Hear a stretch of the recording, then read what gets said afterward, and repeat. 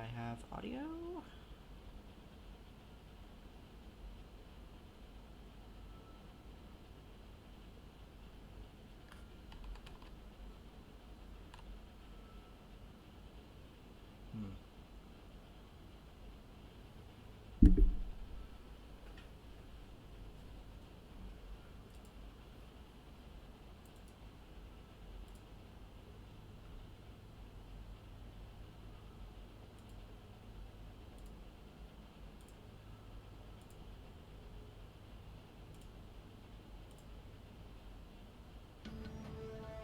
There we go.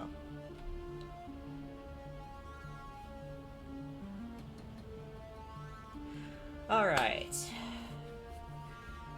Welcome back, my lovelies. Whisper 219. Going to be continuing playing Shadowrun Dragonfall, Director's Cut. Last time we were on the hunt for Green Winters, the one who may possibly know anything about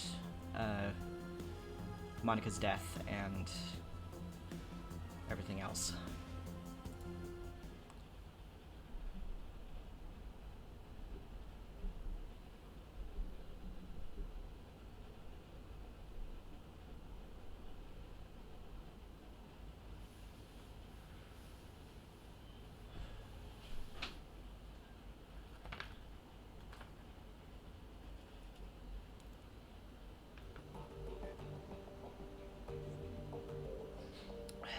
Alright. Take the U-Bahn to the Dragon Cape.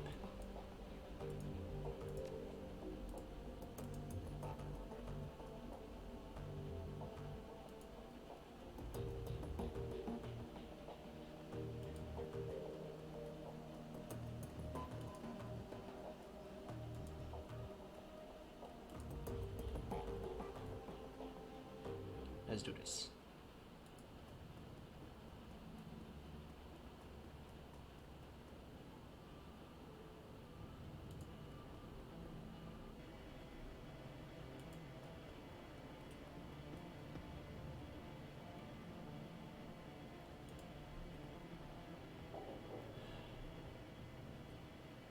Assemble a team and travel to Das Kesselhaus Hotel in search of Green Winters.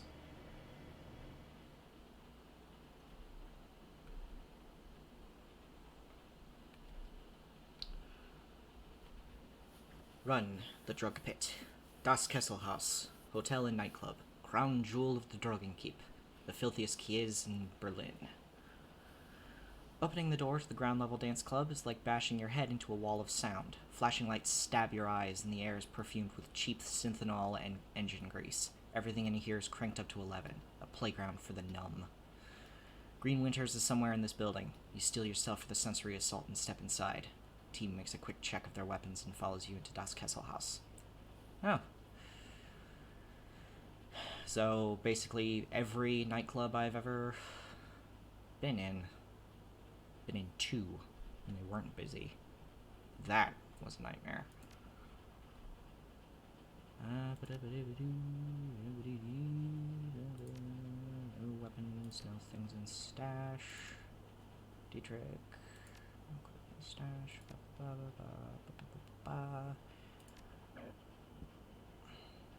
Alright.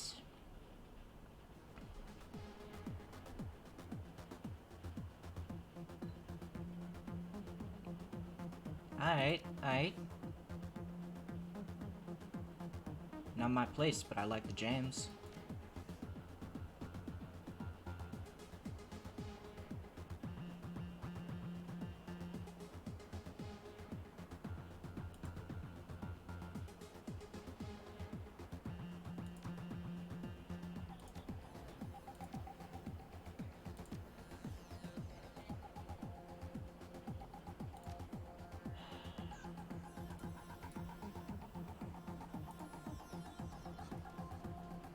Hello, bouncer.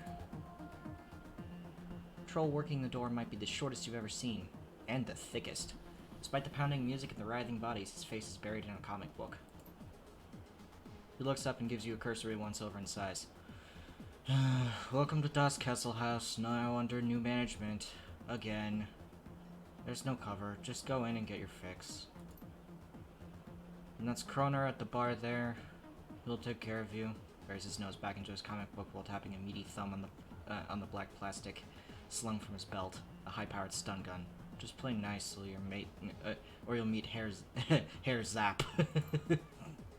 Have fun. I'm looking for someone. Maybe you know him? Keeps his nose in the comic book. I doubt it. This place is filled with interesting people just dying to meet you, so go meet him.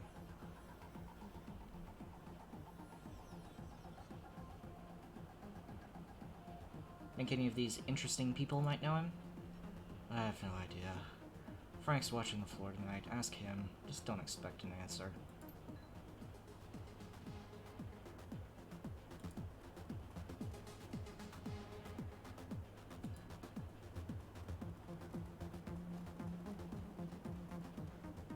Music out here on the floor is way too loud for comfort. The scene going down at the bar is even louder. The dealer on duty stands impassively behind the bar. A desperate-looking young woman is pleading with him, apparently to little effect. Kroner. Alright, Silky, I'm gonna explain how this works to you one more time. I get my cash, and you get your cram. No cash, no cram. Period. But I need it, Kroner, come on! Her words come out in a desperate whine. Pale skin, sunken eyes, and a trembling lip all point to the early symptoms of withdrawal. And I have cash, I totally do, it's up in my room, but you guys won't let me up there to get it!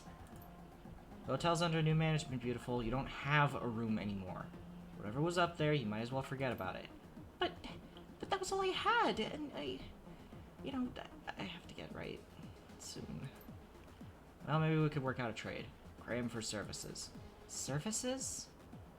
Come on, Kroner, you've got to be fucking kidding me. Want the cram or not? That ain't gonna happen, chummer. Not now, not ever.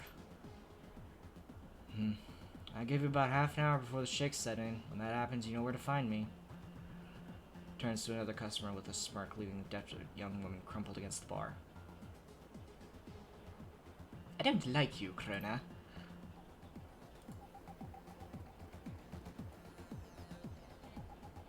Silke looks up at you, and a look of abject misery plastered across her face. Leave me alone, okay? I've got problems to deal with.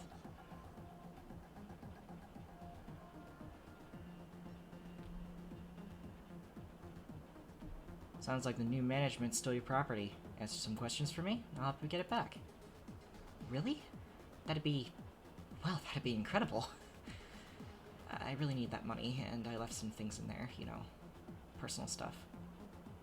I can be very discreet. My stuff should be up in room 304. That's where me and Nadja and Sarah were staying until, well, you know. I'll be waiting right here when you get back down.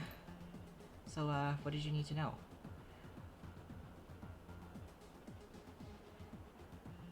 You heard of a guy named Green Winters? No, I don't think... Oh wait, yeah, I bumped into him here a few days ago. I remember because his name sounds kind of like kind of chewing gum. I don't think I remember seeing him leave, so he's probably holed up in his room. I'm pretty sure that there's still some people up there, the ones that the gangers missed. I hear they locked themselves in. Tell me whatever you can about the gang that's taken over the hotel. Bad guys. I mean, like, real bad guys. The gang that used to run this place wasn't all that bad. They kept the cram flowing, the prices weren't too high, they never hassled me as long as I kept paying.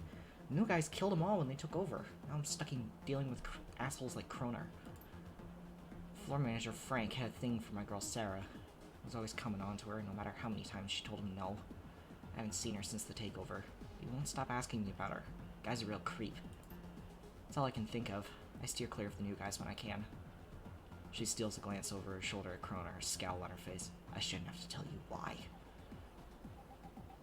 What can you tell me about the layout of the hotel? Well, it's a nice enough place, you know, for a factory. Let's see, well, okay. The second floor is a security station, lots of high-tech stuff up there. And I've heard stories about the penthouse level, something about a sealed vault. There's supposed to be something real valuable in there, but nobody knows what it is. Doesn't stop them from talking about it, though. Thanks, been very helpful. Sure thing, just hurry back with that stuff, okay? I really, really need it.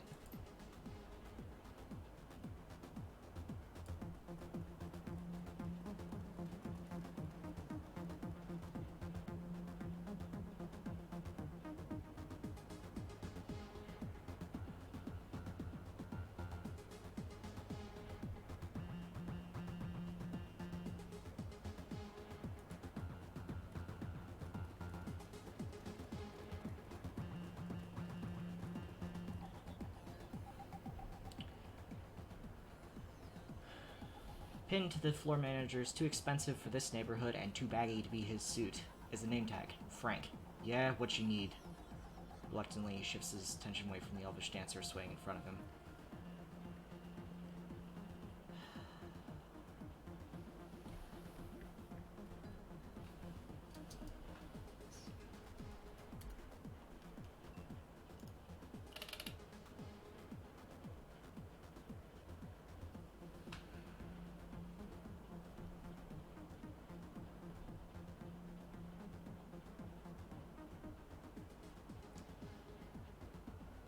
Intelligence 3.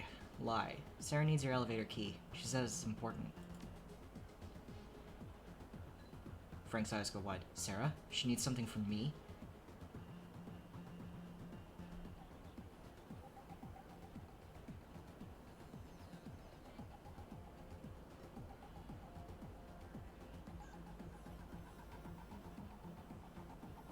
She sounded like she was in a bad way when I talked to her. If you care about her, you'd better help her out. Fuck's sake. Yeah, okay, yeah. I can't leave the floor, on duty and all that, and I can't just hand over the key. I can open the elevator back up, though, and you can let her know? I can make that happen. Okay, alright. Frank rubs his hands, a barely contained look of excitement in his hands. He fishes a small remote out of his pocket and presses a button. The elevator's open. When you see Sarah, tell her that I'm glad she's okay, right? And make sure she gets that it's me helping her. Sure thing, Frank.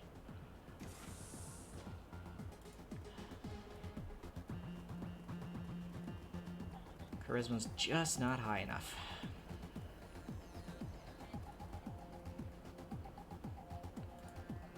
Could have gotten 200 nuyen from him.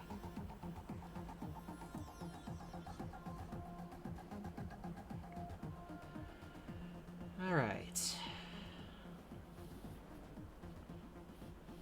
This elevator seems mechanically sound. That's about all it has going for it. Candy wrappers and used syringes litter the floor, and the handrails are inexplicably sticky. It would appear that cleanliness isn't a high priority for the hotel staff.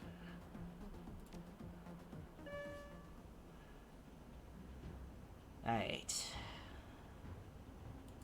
Current floor, floor 1.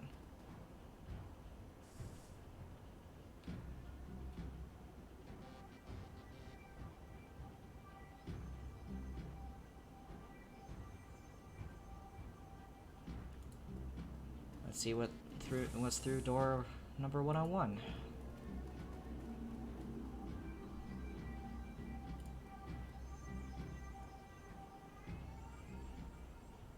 Philco Dynasafe Computer Control System version 2.5. Access safe. Please input password. Ah. Good thing I'm a decker. Safe unlocked. Let's see what's in here. Ooh. An Ares Predator with a smart link. Hell yes.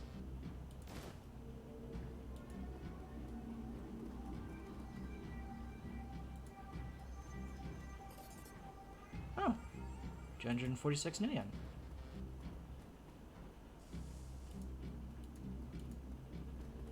And nobody knows we were here. Watto.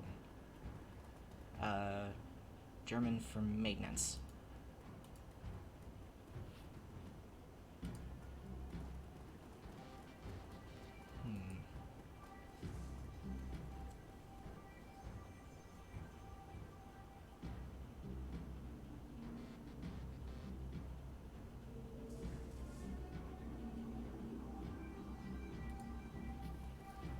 Hello. This section of wall seems to be buckling under its own weight. The aging wallpaper that lines the rest of the hallway has long since peeled away, revealing the structure of the wall underneath. While the underlying structure is reinforced with steel support struts, you can see signs of rust and metal fatigue everywhere. The entire wall looks like it could give way if enough force were applied. I'm the Juggernaut, bitch! You slam into the wall and it gives way with a crunch. Hello.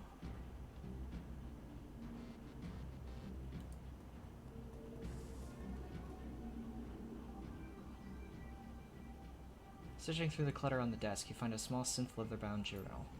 Leafing through the pages of the book reveals only a couple of entries. Each one of them is scrawled in frantic, barely legible handwriting with crude doodles filling up the margins. Read the first entry. Okay. I know Eddie's up to something. Like, I heard him talking to that guy that works in the kitchen, asking where the cleaning supplies was at. I've seen Eddie's room. The dude never cleaned a day in his life. I'm gonna find him tomorrow and figure out what his deal is. Maybe he's just selling mouthwash to the hobos blocked down in the old bus depot. I knew it. Fraggin' Eddie. I saw him. Yesterday I was up on the 3rd floor because the vending machine down here was out of soy calf. So I come up and went over to the out-of-order latrine. He punched in the code. Didn't know I was watching, did you, Eddie? Well, I ain't so stupid. He put in 2478, and I'm gonna stay up and find out what he's doing in there. Well, since the fact that he's not, you are not in here, kind of is a little bit of a thing where, like, well, guess you're not, it's not as smart as you thought you were. The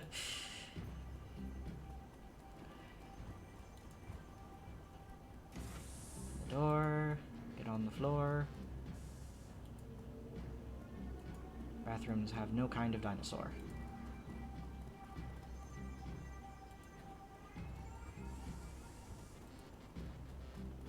Oh, only open door. Let's see through what's through door number 106.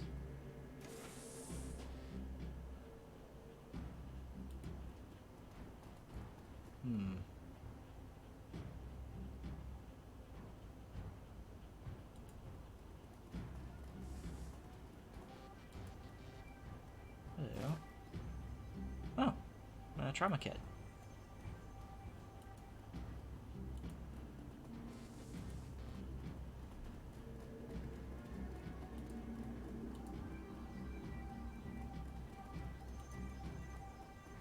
Even for a cyberpunk story, this place is a shithole. Well,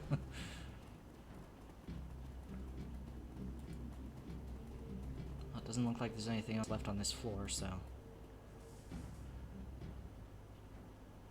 Let's go to... the 2nd floor. Employees only. Yep, hello.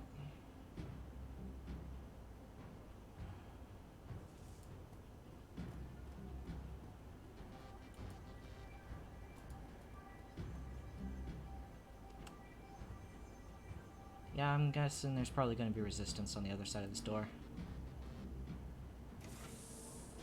Combat begins.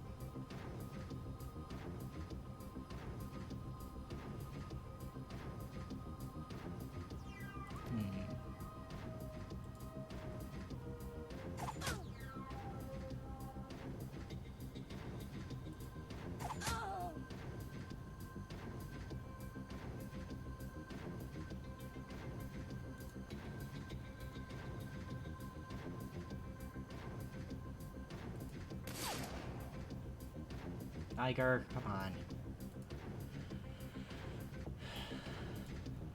Time for some slashy. Are you kidding me?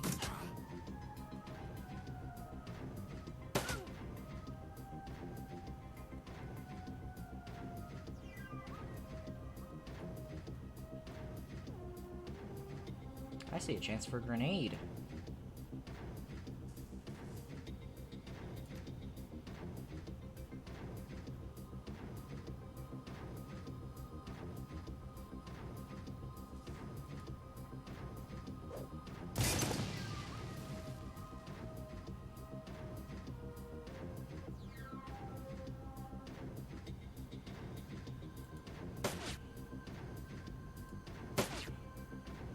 Oh my gods.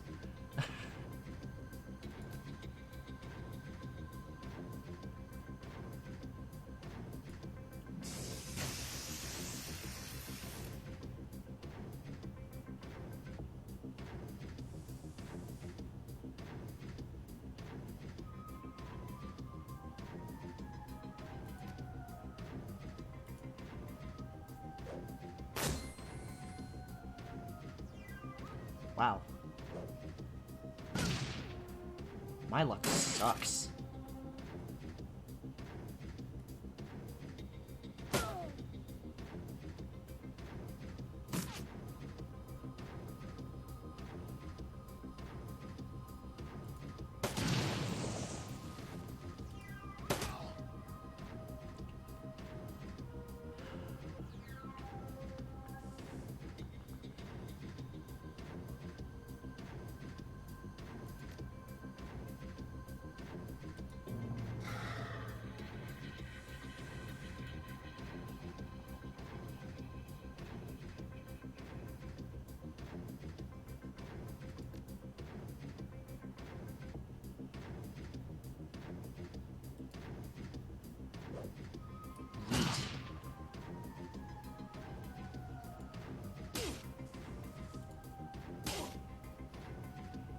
Don't stand next to the person that has, you know, hand razors.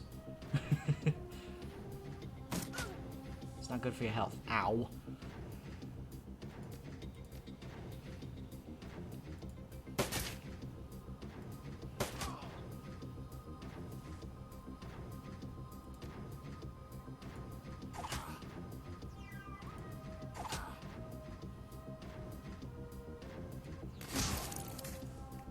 Kaboom!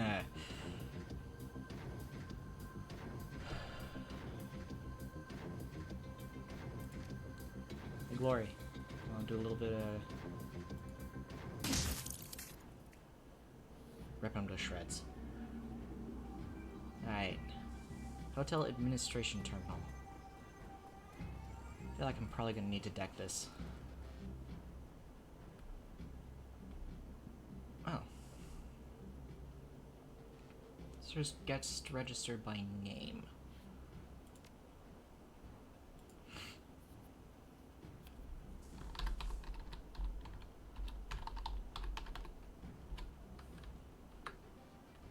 Green Winters. Currently staying on floor 4, room 405. Read the attached notes. Guy in the master suite on 4 asked for his room code to be changed again. Paranoid son of a bitch. Anyway, dude's been renting one of our biggest rooms for months, so I guess I shouldn't complain too much. New code's 1989. Alright, return to main menu. Where's the... 3 key?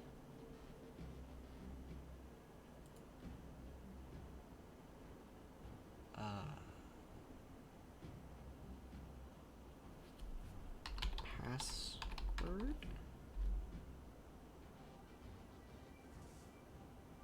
It can't be that easy, can it?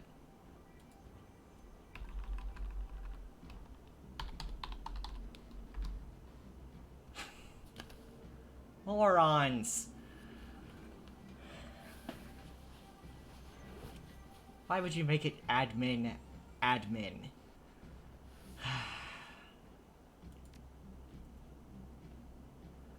Current guest notes. Room 304. Current tenants. Silke Schroeder, Sarah Newman, Nadia Bauer. Room 405. Current tenant. Green Winters. Awesome. Turn to the admin screen. Turn to main menu. Walk away.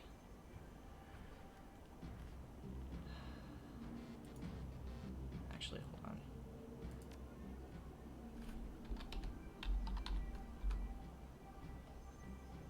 So...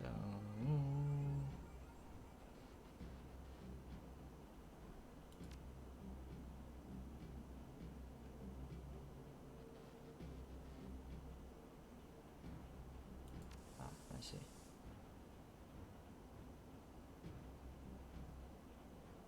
Okay. Just wanted to make sure I didn't miss anything.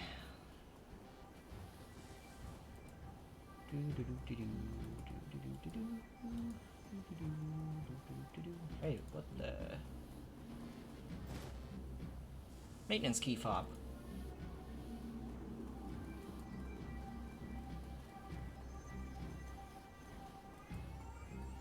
Let me in. Let me in! I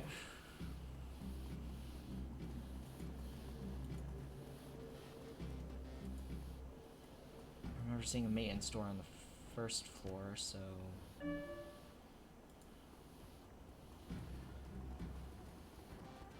Nice.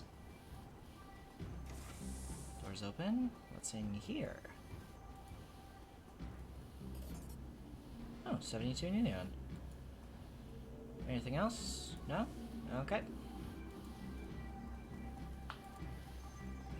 I just stole someone's pocket change.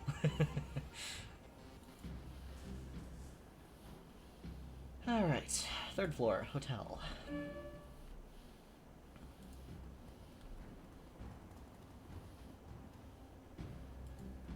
Oh, what?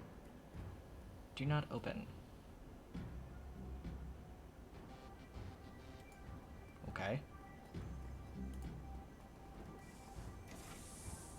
Maintenance door. Anything? Graham. Somebody's getting high on the job.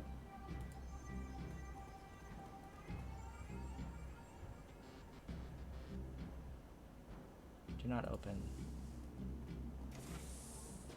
Oh. Well.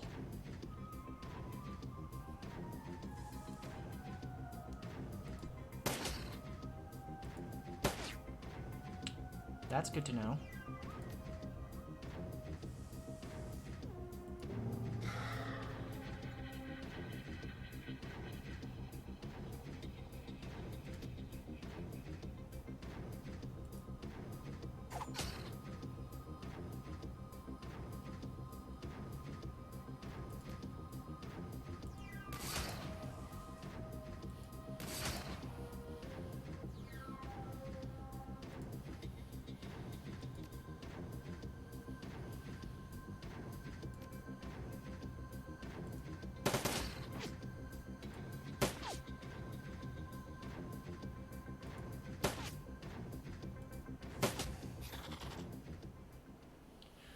Alright, well.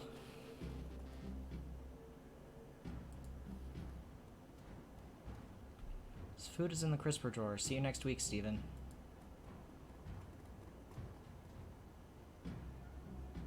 Oops. Pretty sure I just, Yeah.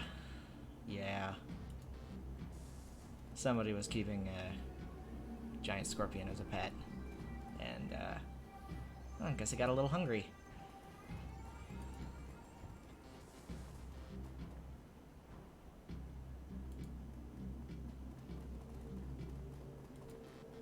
$304.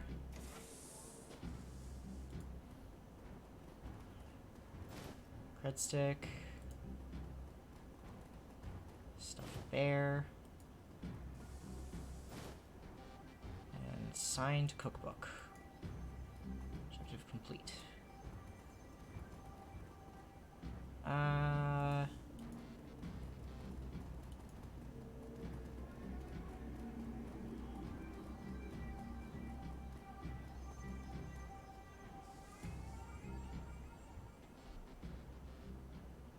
Ground floor, club.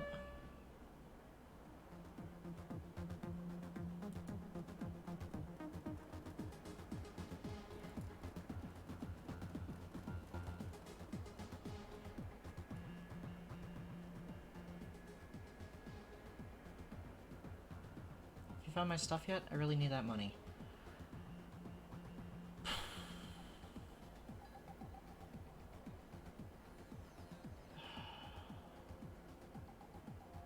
I see skill check. I immediately want to click it, but here you go. Really? You actually went up there and got my things? You didn't just walk off with them? Wow, thank you. You said that you were going up there. I didn't think... I just... Thank you.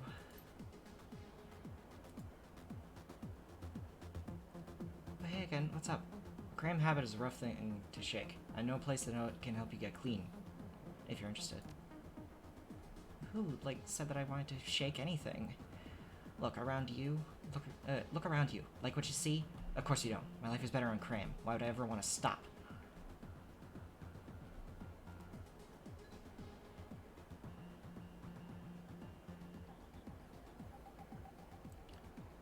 Do you want to wind up working for him? Pointing at Kroner.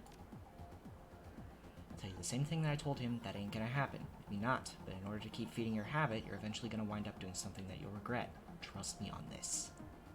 Stop it. Please, just stop, okay? I don't need your help and I don't want it.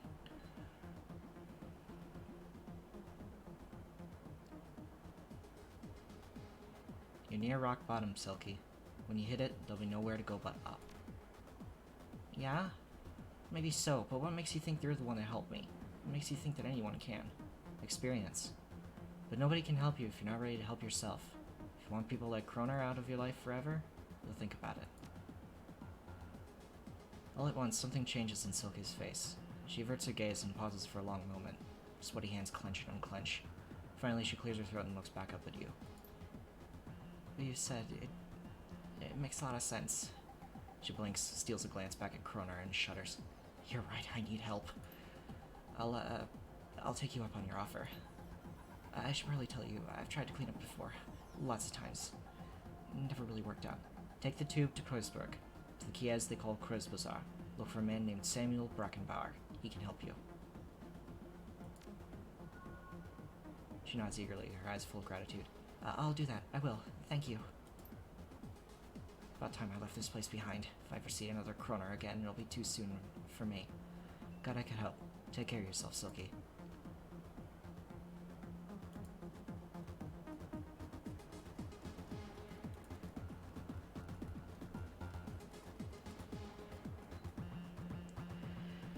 I didn't do that the first time I played through this.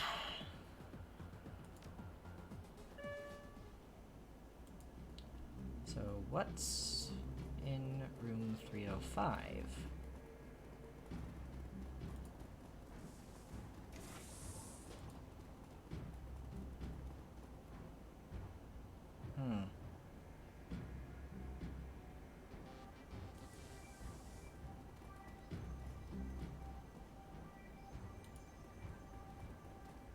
Well, now that's an entertainment screen.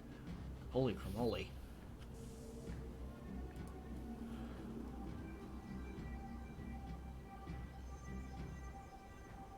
Destroyed floor. The floor at the end of this room is beginning to cave in. A trickle of light spills up from cracks in the floorboards from another room below. With a little force, you could probably open a hole big enough to drop down to the second floor from here. Smash the boards and jump down. Why not?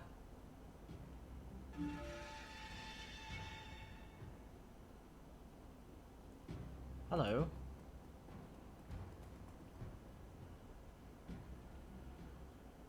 Please don't hurt me, I'm just a line cook. The cook's darting eyes are wide open. Behind you, and you see pure animal terror. If you let me go, I won't tell anyone, I promise. What are you so afraid of? Wait, you're not with those guys out there? Well, I just thought... Take your time, I'm not gonna hurt you. I thought you were one of them. You know, the gangers that took over and shot up the place. That is to say, I worked for the previous owners. When the shooting started, I shut myself in here. They, whoever they are, haven't figured out how to override my keys yet. It's been a day and a half. I don't know how much longer I can stay in here. Where's the stiff by the sink? That's the head chef, Felix. He took a hit to the chest when they raided this floor. I thought I could stop the bleeding, but, I couldn't. You're right next to a walk-in fridge. Don't you think it'd make more sense to drag a body in there than to leave it under the sink? Oh, yeah, that'd probably be a good idea. He's really starting to smell. Tell me anything you can about this place. Okay, I think there's some sort of chop shop up in room 401, like low-level street dock stuff. I had to deliver room service there one day when we were short-staffed. What I saw when they opened the door scared the dreck out of me. People hooked up the tubes and stuff. The door code was 5870 if you want to take a look. I need to get moving. Wait, you'll help me out of here, won't you? I mean, you're just not just gonna leave me to die here, are you?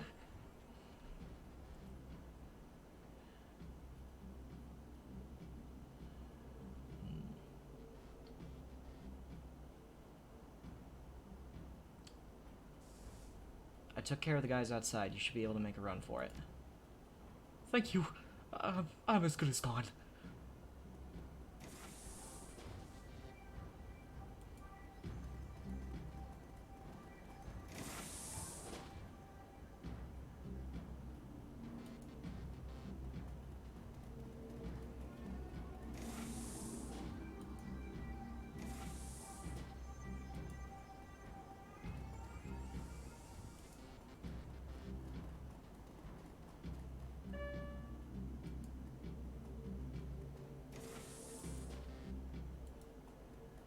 Doors unlocked.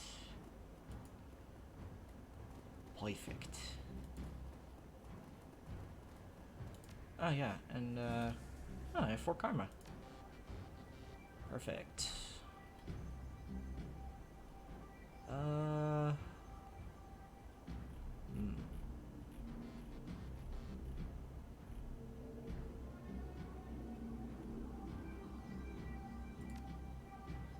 Dang it.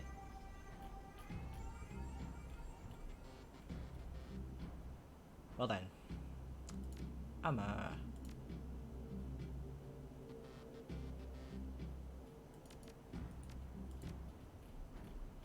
Say what?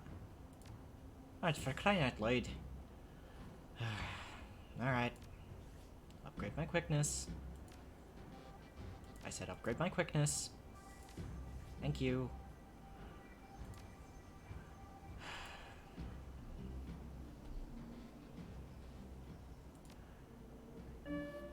Fourth floor, women's lingerie.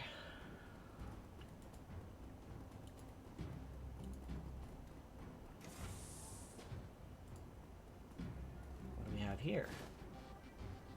Why is there a frag grenade in here? What does that have anything to do with maintenance?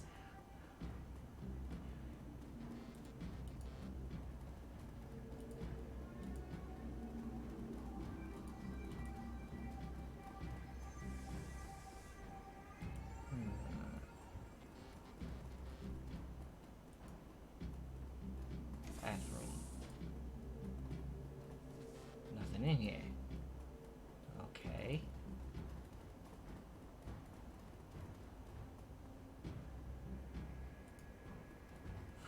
$405.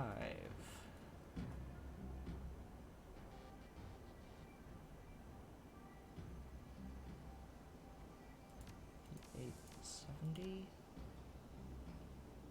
Right.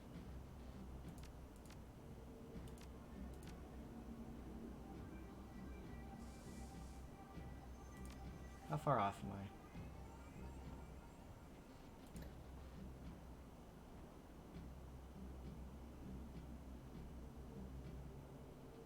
Oh. Oh. I completely forgot something in the bathroom on, 3rd floor.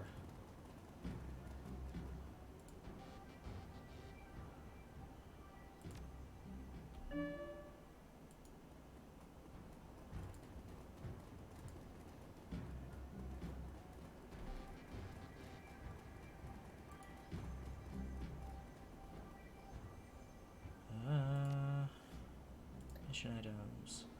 2478. 2, 4, 7, 8. Who do we appreciate?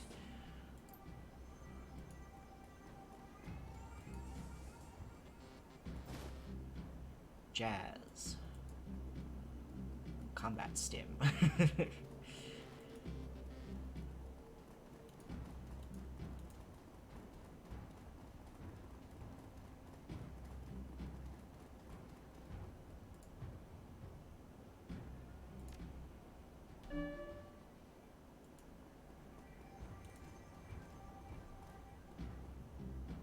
Five, 8, 7, 0.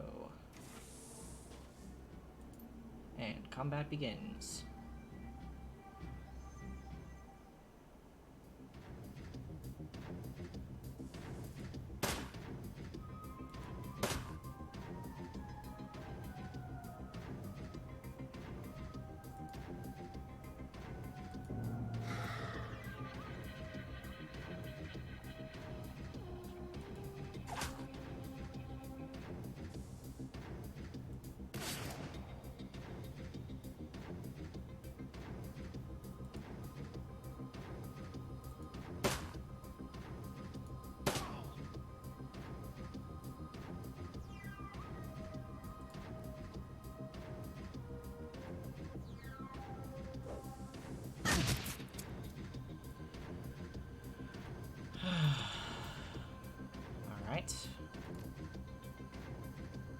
Organ legger.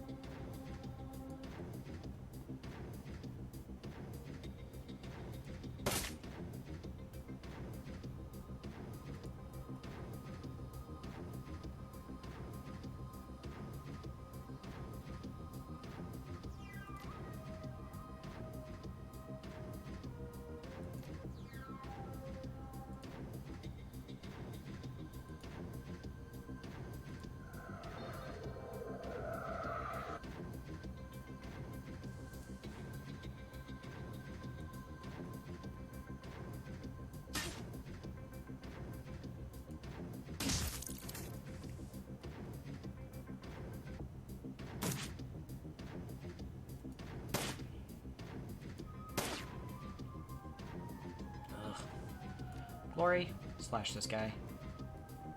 Please and thank you.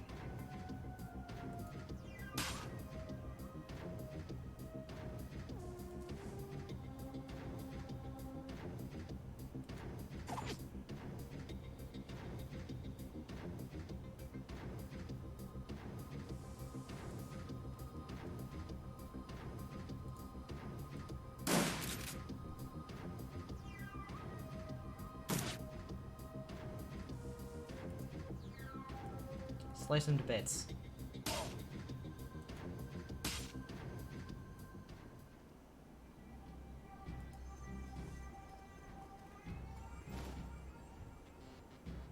Oh.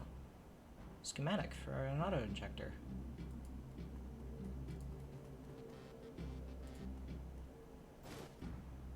And an advanced medkit. Oof.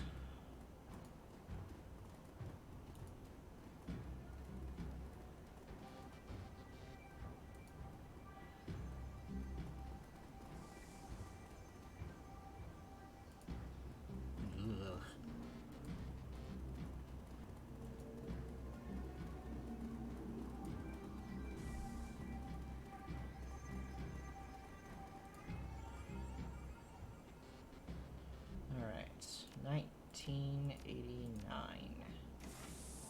Oh, Green Winters!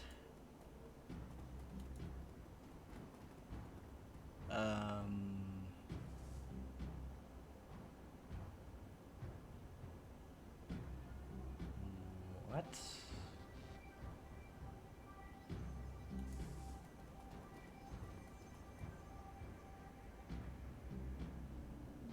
Okay, so very clear he's been running server farms out of this, but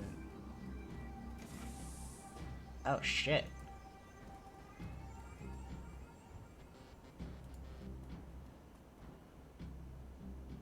Scene is eerily familiar. The dead man is still jacked into his smoldering computer, his face contorted into a mask of pain. Blue smoke spills from his data jack, like Monica.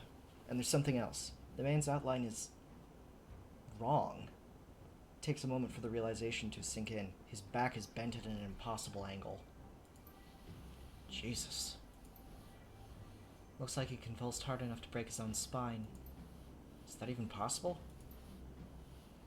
Glory gestures at the twisted form on the carpet. You tell me. Iger kneels beside the corpse, bending to peer at his face. Matches the description Otto gave us. It's Green Winters. She straightens, glancing back over at the body before returning her attention to you. This what happened to Monica? I suspect that it would have. We jacked her out in time to prevent it. Hell of a way to go. Yeah, I'm getting that. Iger takes another glance at the broken corpse. You can see the uncertainty growing in her eyes. I've seen biofeedback deaths before. Never seen anything like this. Kneeling to inspect the body, you find smears of blood in the carpet under Winter's right arm. Moving the arm aside, you find a number written across the floor. 91612. Use your PDA to take a hollow pick of the number in the body, then step away. Alright. It's the painting. Hanging on the wall is a large, gaudily framed painting, an unimaginative still life of some kitchen objects sitting on the table. Move the painting aside. There's nothing here.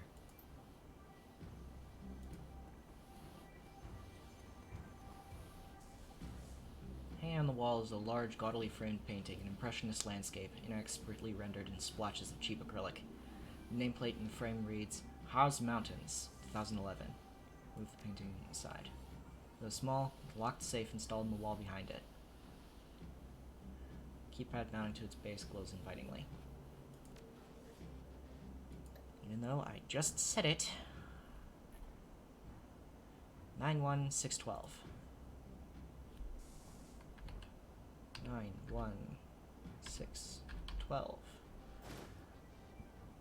Inside the safe, you find a bundle of old, well-worn media discs. The words "Watch Me" have been hastily written on the back of the topmost disc. Inspect the discs.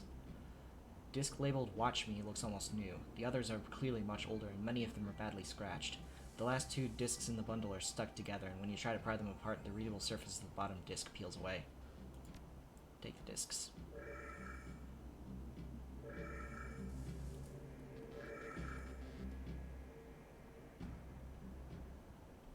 Hey there, Chief. Don't hang up. I got a proposition for you. I'm listening. Probably noticed that this building is under new management, right? And judging by the fresh corpses that I'm seeing strewn all over the hotel, I'm gonna guess that you don't like the newer guys any better than I do. Well, I'd like to make you an offer. You help cover my escape, and I'll get you into a secure vault on the top floor. It belonged to the leader of the gang that used to run this place. Trust me, it's still secure. I set up the protocols myself. The last decker they brought in to take a crack at it came back out on a stretcher.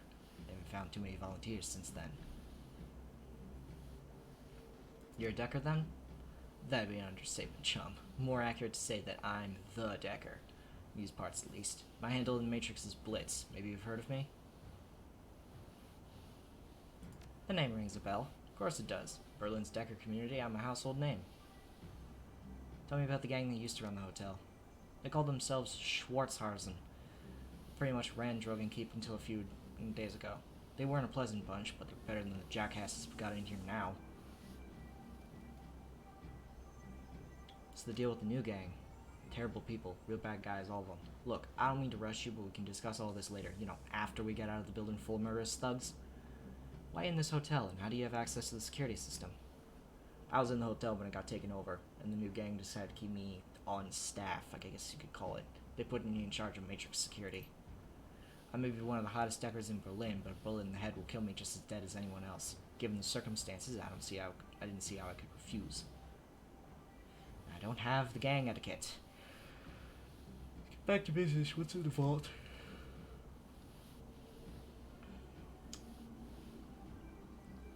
Gear, money, you know, lots of good stuff. You don't know, do you? Well, no, I mean, I've never actually seen what's in the vault. Not personally. Look, buddy, I just set up the Matrix security for the thing. The old boss didn't let me set a foot in the vault. He's a little paranoid, you know? But he was adamant that he wanted me to rig up some really killer IC, so there must be something of value in there. So how about it? You want to crack at the vault or not? Yeah, where do I meet you? Room 505 on the penthouse floor. Come rendezvous with me here. I'll take you to the vault.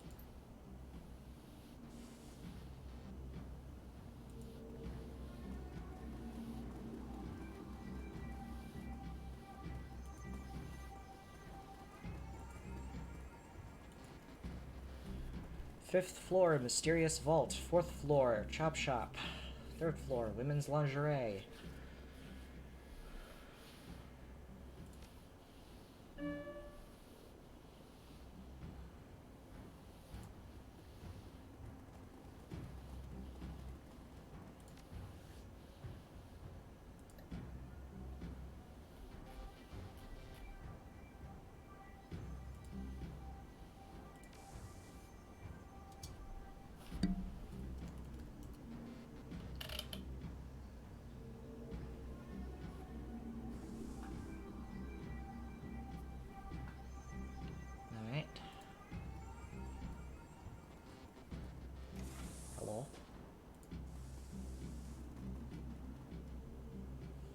Knew you'd come.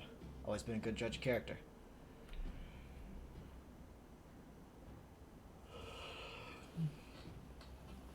Since we're meeting in person, I'll formally introduce myself. Nod his head and salute. Blitz, Decker Extraordinaire, at your service. Whisper. The vault is just around the corner. Once we get there, I can unlock it with a few clicks on the keypad.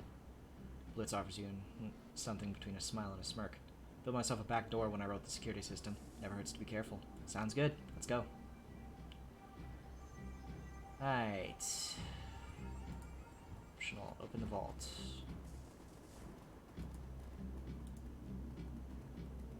Got a bad feeling about that door. Oh shit.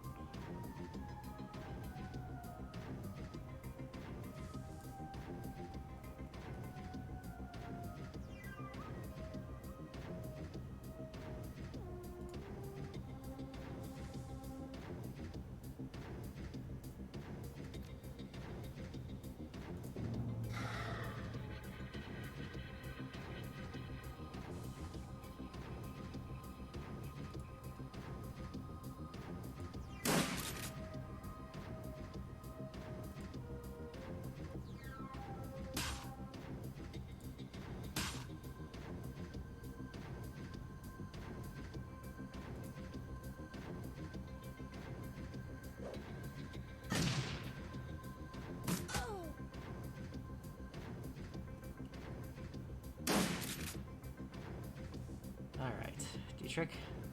Gonna need you to heal Glory up. I'm sorry, what?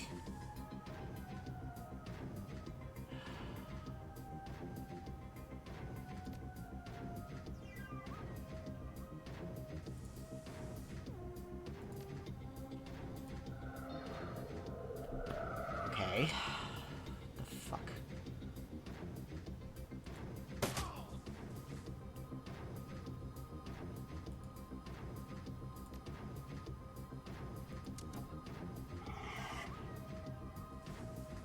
Target's marked.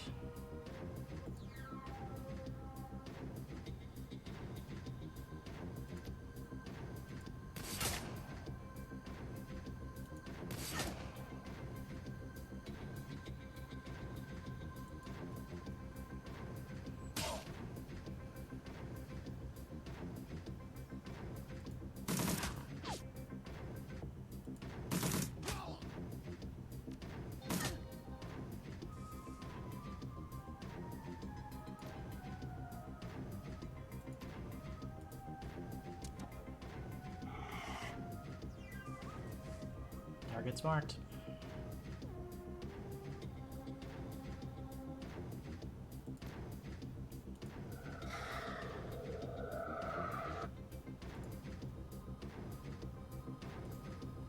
Slicey, slicey.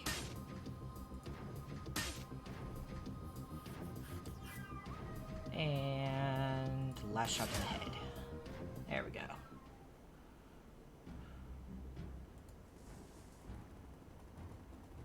So this is the vault. Looks like. Alright, here we go. Tap a tap a tap. Done. Wait, when did that thing get installed? Take cover!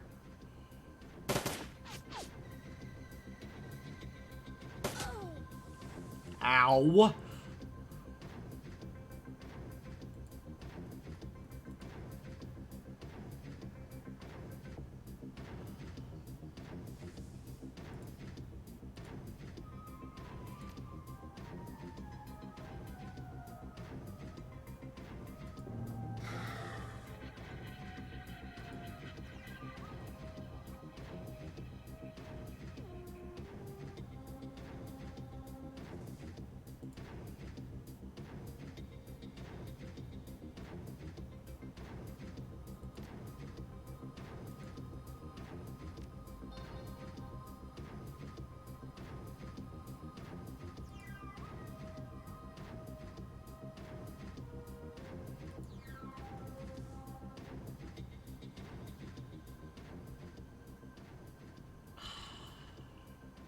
Doesn't have drone control 3.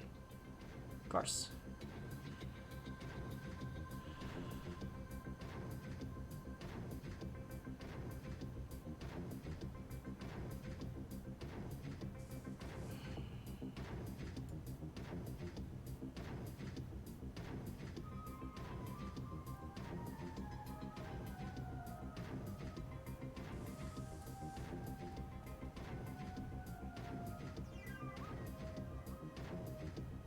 Enraged troll. Great.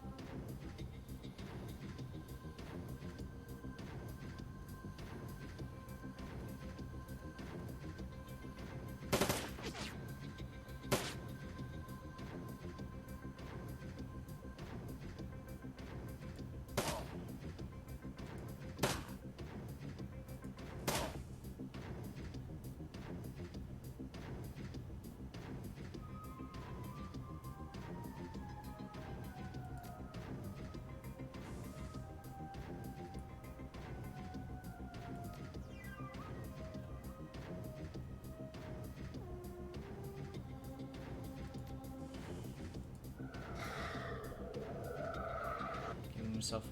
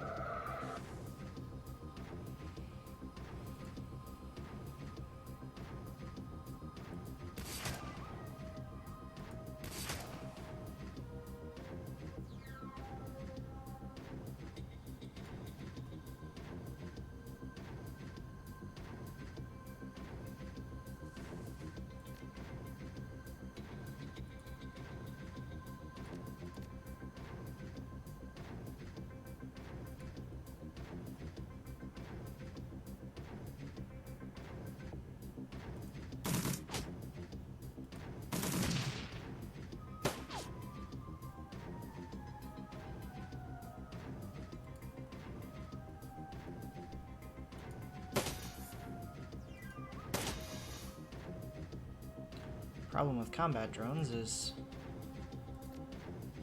they're hardy motherfuckers.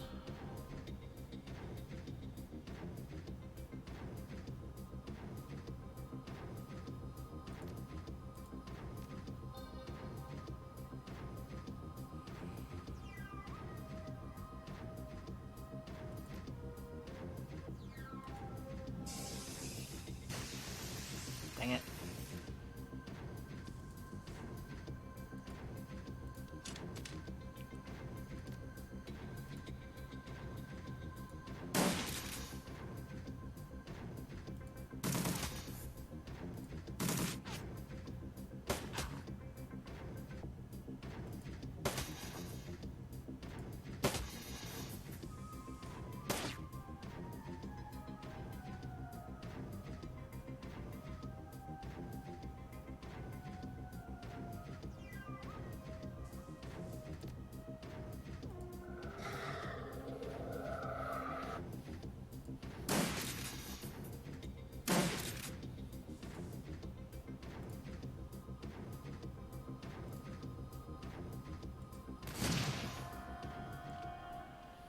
Ay, ay, ay, ay, ay.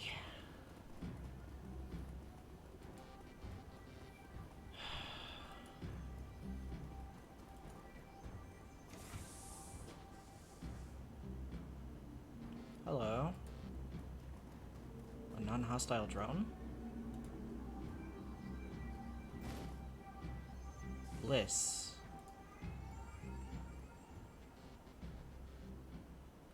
Drone appears to be broken. All it can seem to do is hover in place. Take the drone.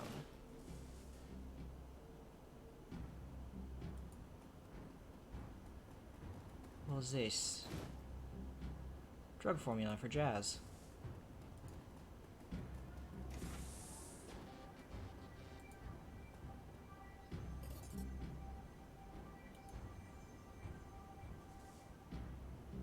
Nitro.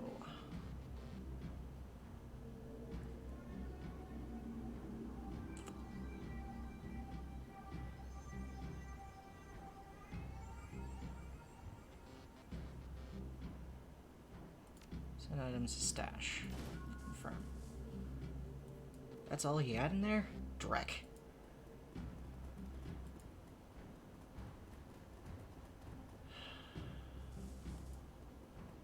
Nothing else? Nothing else? Eh, well, can always use some extra firepower.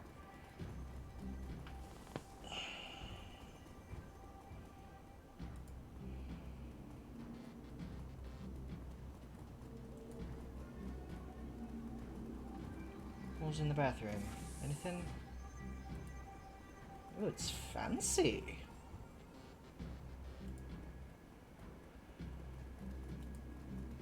Be a nightmare to clean, though.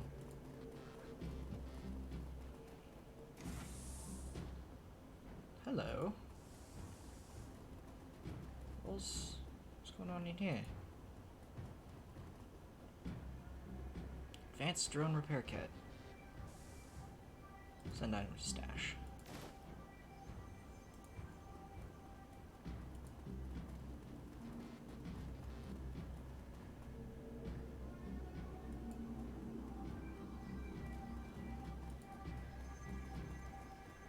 Clearly whoever was previously here thought very highly of himself and was a rigger.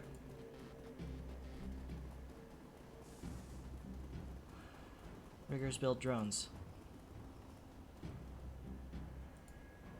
Deckers hack things.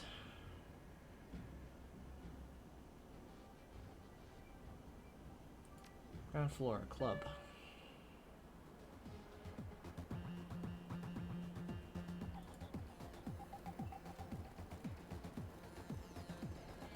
Nobody can hear anything over how loud the music is. Leave das Kesselhaus. Hey, thanks for the assist. Can't tell you how happy I am to leave this place behind.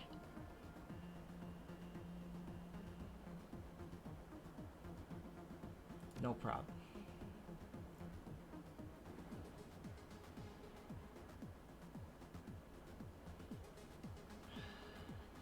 Blitz nods at you, then abruptly changes the subject. Say, you wouldn't happen to need a Nova Hot Decker, would you? Because I suddenly find myself unemployed. As it happens, we could use a Decker, yes. Excellent, fantastic. I promise you won't regret it. Blitz has joined your team. Honestly, I need him for the high level stuff.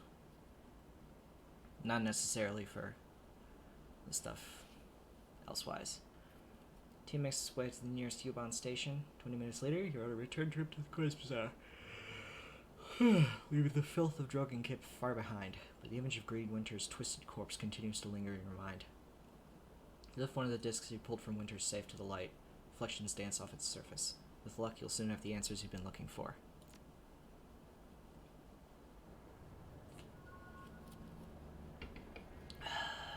Career advancement available. As you lead your team through the shadows, your companions will continue to develop and learn new skills. Each advancement level, you may choose one of two possible combat skills for each of your runners. Choose wisely. Ooh, that's a lot of karma. If I unlock this, then I can use that Ares Predator that I got. And Charisma, I'm just gonna boost this up just a little bit, just because I can. Alright. Lapse that down. Hey, Samuel.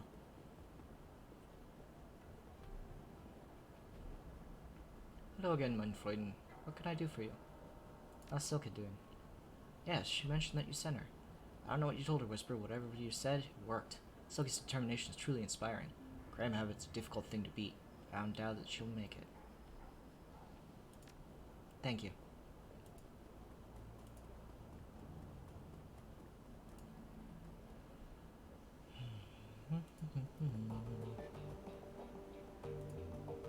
Blitz? How you doing?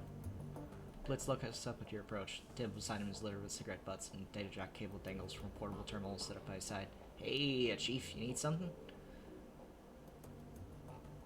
Just checking in. Doing alright? Great, Chief. I'm doing just great. Real nice to be able to wind down and relax for a change. No more worrying about this ganger or that ganger sneaking behind me and slipping a knife between my ribs. It's a good change, Chief, I gotta say. Glad to hear it. Happy to have you on the team. Of course you are. What's not to be happy about? Catch you later, Blitz. I know they're all supposed to have German accents, but give them whatever accents feels best.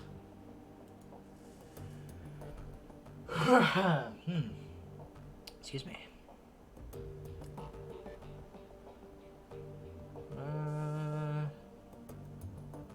I really like Iger's ability to snipe, so...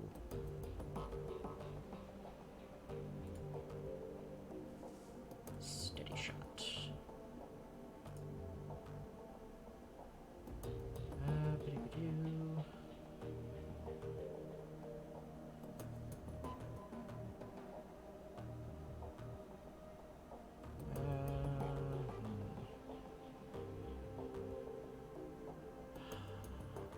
To strip armor, or...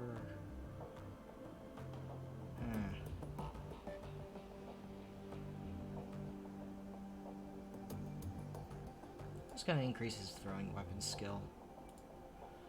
Glory's compound attack.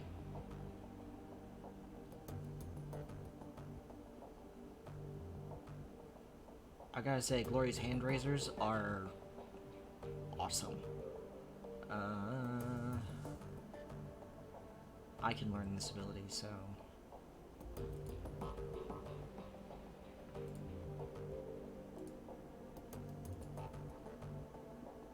Confirm all.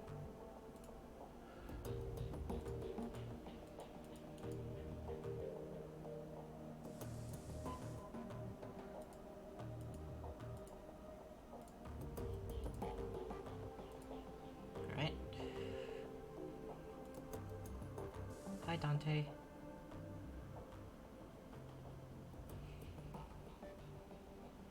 Look down to see a pair of bright eyes into a scruffy face looking back up at you. Dante, Monica's old dog. Looking down to those huge brown eyes, you see intelligence and sadness. Some instinctive level, he must know that his master is gone. Dante lets out a small whine, then rubs his head against your leg. Pet him. You always pet the dog. The dog is a good boy. Hey, boss. What can I do for you? How you holding up? You seem to take Monica's death harder than the others did. Nah, no harder. But I'm less buttoned up than the others are. My girl will never let herself show any weakness. And Glory, well, she's too full of chrome to feel much of anything. Me, I don't give a damn. I've spent too much of my life putting on a show for others already. What do you mean by that? I used to front a punk band way back when. Believe it or not, I've spent a pretty good chunk of my life on stage. Whenever we weren't playing, I was living up to our fans' expectations. Spouting off, getting into fights, getting drunk, getting laid. Not a bad life, all things considered.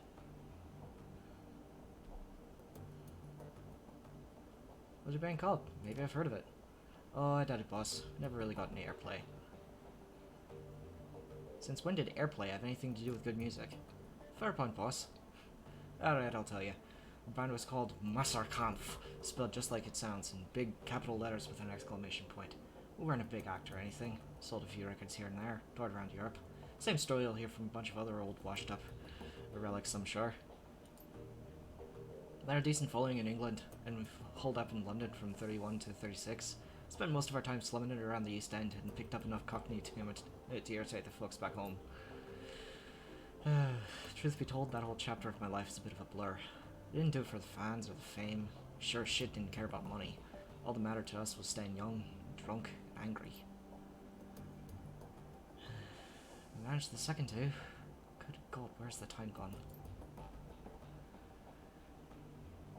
Dietrich shakes himself from his reverie and looks back up at you. The familiar, easy grin returns to his face. Well, anyway, boss, everything ends eventually. And I washed my hands of all this years ago. So let's change the subject, if you don't mind. How'd you go from fronting a band to running the Shadows? It wasn't as big a leap as you'd think. It already had a healthy disrespect for authority, and I had the magic to back it up. One nice thing about shamanism, as long as you keep your idol happy, it doesn't matter what else you do. The Dragon Slayer chose me to be his servant, and as long as I was scrapping with someone bigger than me, he didn't much care whether I did it on stage or in the shadows. Tell me about the Dragon Slayer. Not much to tell. He chose me when I was just a kid. I could always feel him in my heart, goading me to laugh louder, hit harder, and get rowdier than the rest. Of course, my family didn't understand, but the hell with them, I thought. I knew I was destined for greater things. So I listened to him, and I cracked the skulls of a lot of bad people. He saw this and was pleased, and rewarded me with magic. And I used that magic to crack bigger, thicker skulls, and so on. It's a simple life, but a good one. Any thoughts about that last run you'd like to share? Well, we found Winters. That's something, I guess. This whole thing has me feeling uneasy, boss. But at least we have a direction to look in. Wait a second, you can sing? Regards you with a critical eye. I was the front man for a punk band, boss. Fuck no, I can't sing. But I wasn't half bad at riling up a crowd. So long, Dietrich. Take it easy, boss.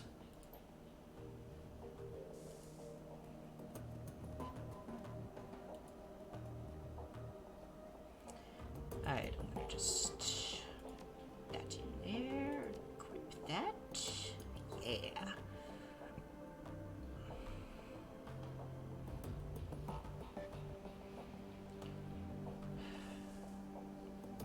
Went from Beretta to it's essentially a computer-controlled Desert Eagle.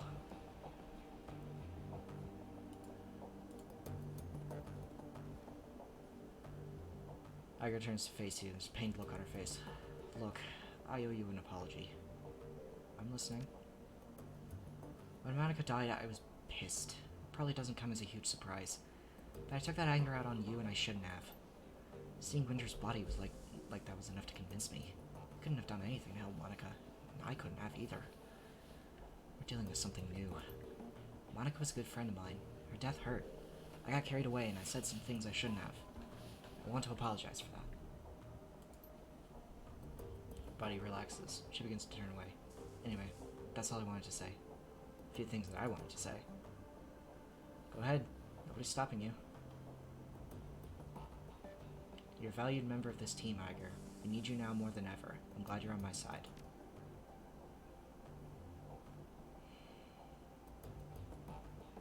Raises a hand to stop you. The expression on her face has gone from cautious to annoyed. Cut the bullshit, fearless leader. I don't respond well to flattery. Forget it then. Yeah, I will. Should go. I've got prep work to do for our next run. You've got more important things to do than watch me pack my gear. Look, I'm just trying to be nice.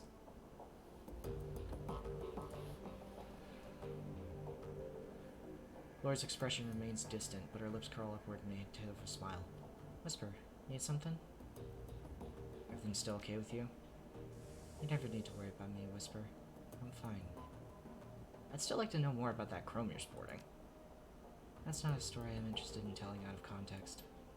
If you really want to get into it, we're going to need to go back. Way back. I'm not sure you want to do that. You say that you'll give me answers when we talk about your past. So let's talk about it. Why do you care?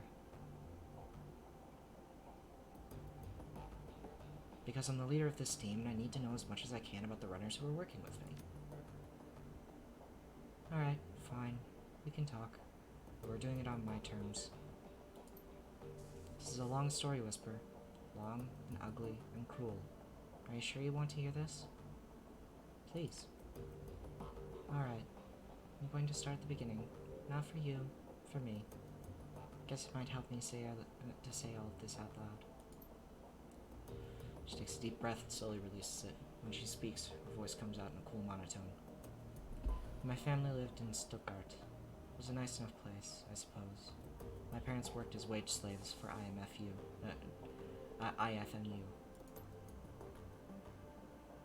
My mom was a good person. Once upon a time, my father was a decent person as well. That's what Mom always told me, but I never knew him that way. Pauses for a long moment when she begins speaking again. Some of the ice has fallen away from her voice. For the first time since you met her, Lori sounds alive. The dad that I knew was an old, damaged Euro war vet who turned to hardline religion to make sense of the world. In Stuttgart, that meant either the Rudi Christi or the fascist cousins, the Kreuzritters. My father chose the latter path. I still remember hiding in my room when my father had his Kreuzritter brothers over for prayer group. They would drink and get rowdy, then spend an hour or two riling themselves up with talk about heretics and the devil's work. Then they'd go find some poor elf or dwarf, stomp the living shit out of them, and drown him in the Neckar. Meanwhile, I'd be holed up at home with Mom, who would commemorate the event by drinking a bottle of wine and crying herself to sleep.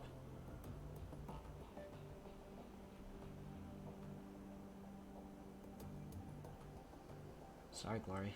No child should have to grow up around that. Thanks, Whisper. This is difficult for me. Thank you for making it easier. Anyway, aside from the fact that my dad and his buddies were a bunch of murderous assholes, life was pretty normal. I went to school, made friends, hung out with my mom, good stuff. Then I turned 14 and everything went to shit.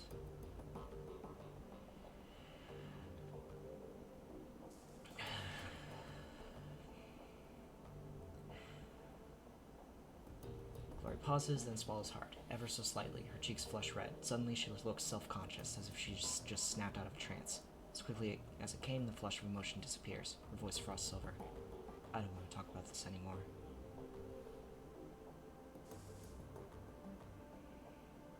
You don't need to say anything you don't want to, but if you ever need to talk, you know where to find me. Thank you for understanding. Now, let's get back to the job at hand, shall we?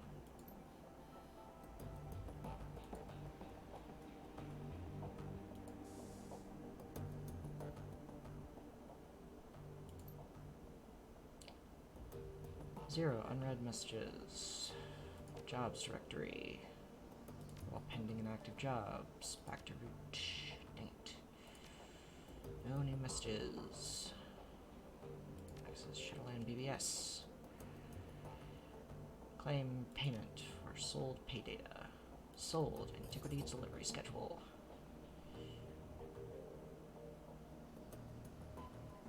Awesome. Pay data for sale. I don't have any pay data. Search PBS for relevant keywords. Thread. Where to find elves? Is there any elf clubs or bars in the downtown area? I really want to meet one. They're just so beautiful. I would go dancing. Do elves like dancing? Alex Tusk. There's one on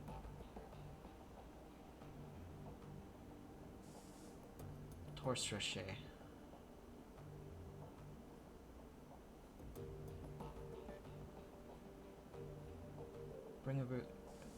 Bring a bouquet of roses. Elves love a romantic. Tolstoy. The elf clubs I know of are members only due to creepy groupies, like you. Not really appealing when a guy is only after them for the shape of their ears. Ruby. Thread. Client screwed me.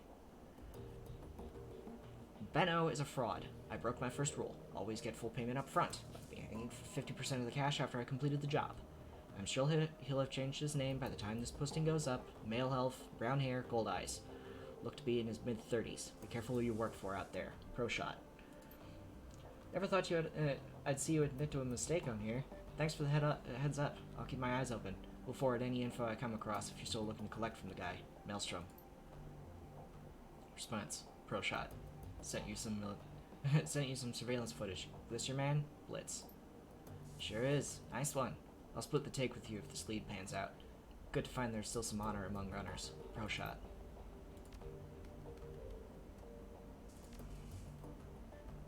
Don't stiff the people with guns.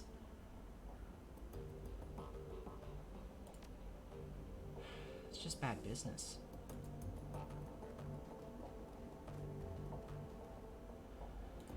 Alright, Paul. Let's get it on. Let's get it on with... Amsel's expression is harder than you've seen it before. When he speaks, his voice is grim. Igor's told me of Green Winter's death. She said that he died in the same manner that Monica did. It wasn't a pretty sight. I know that you and Igor have had your differences. I will tell you she was badly shaken by the sight of Winter's body. She also mentioned that you found something in Winter's safe, a package of very old discs. May I see them? Hand over the discs. Of course. Good God. Gingerly, Amsel lifts a disc from the bundle and holds it up to the light. Slowly, he begins to turn in his hand, causing rainbow patterns to shimmer across the surface. I haven't seen one of these since I was a boy. It's a DVD slash RW. Data storage medium from the mid-2000s. I'm amazed that Winters was able to find a device that could play it. Do you know how we can read these things? Puts down the DVD in his hands and quickly inspects the others.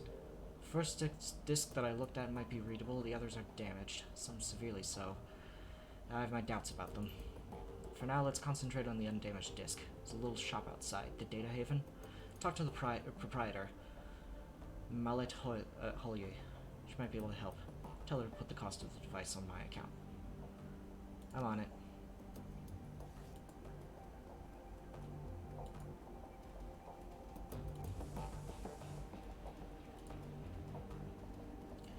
Trying to consider if I should get a new deck or if I should get some cyberware. There's some good cyberware. Welcome back. What can I do for you? I acquired this drone. Can you get it up and running again? Yeah, probably. Might take a bit of doing though. I love working on these old corp drones. Can't make any guarantees, but either way, it's on the house.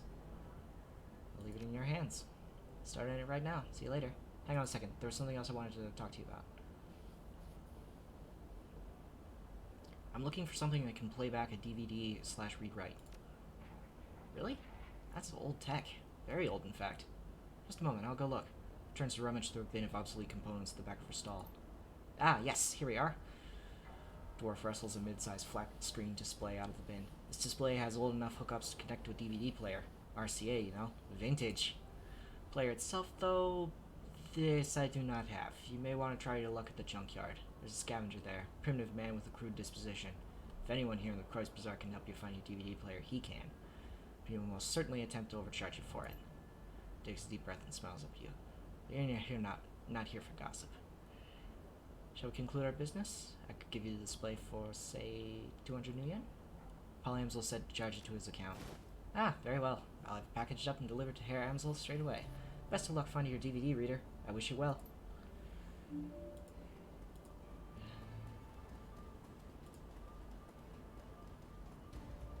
Oh, hello. Dante? Do you have something to say?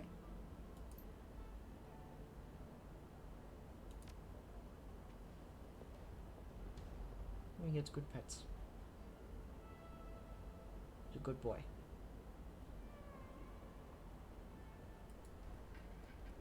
Hello, who are you?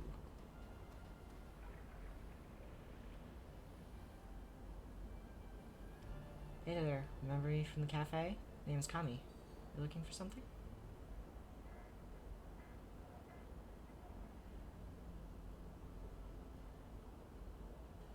Depends. Is there anything I should be looking for? She titters. Volunteering information? That's bad for business. Unless Altok wants me to tell you something, but that's rare.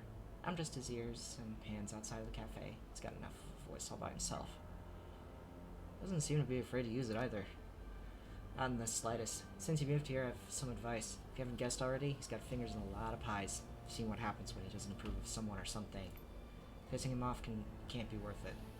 At the very least, you won't be able to get good coffee in this town again. She grins cheekily. So what's the story between you and Altok? Oh, surely you've guessed.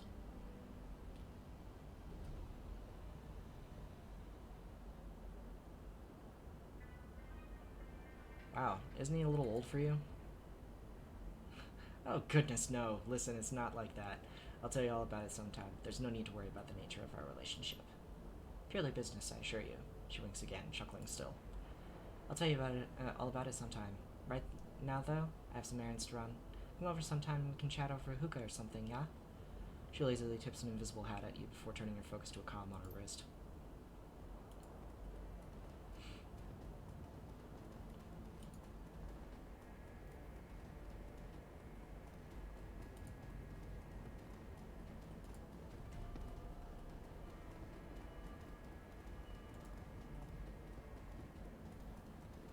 Junk. Shrotty. Stout old man looks up from whatever old tech he's tinkering with to squint at you through thick old-fashioned glasses, pushes them up on an oil-stained finger as he straightens up to nod at you. He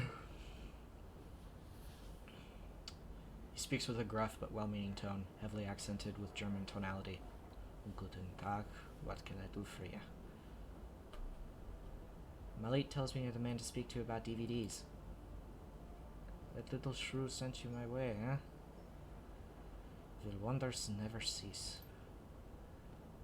Well, introductions are in order, I suppose. Shratty Bookman, at your service. Raises a grimy hand in salute. Need something salvage? Some old components, Virek? I'm indeed your old man. Wonderful. How about the DVD player? Let's see. I think I've got something that'll work for you. Shratty rummages around through the junk heaped on a table behind him. A few seconds later, he snatches a battered plastic lozenge shape from the pile. Here we go. Old Korean player that I dug up last week. 2010 model. Real beauty. Shratty's smile broadens and he gives you a conspiratorial wink. I fixed her up and got her running, but without any discs to read, I've mostly been using her as a paperweight. Sounds like what I'm looking for. How much do you want for it? Shratty glances back at the DVD player, a rueful expression on his face. Well, I'll admit I'm a little loath to part with her. There's plenty of folks out there who'd really appreciate an older player such as this, and I don't know what your intentions are for it.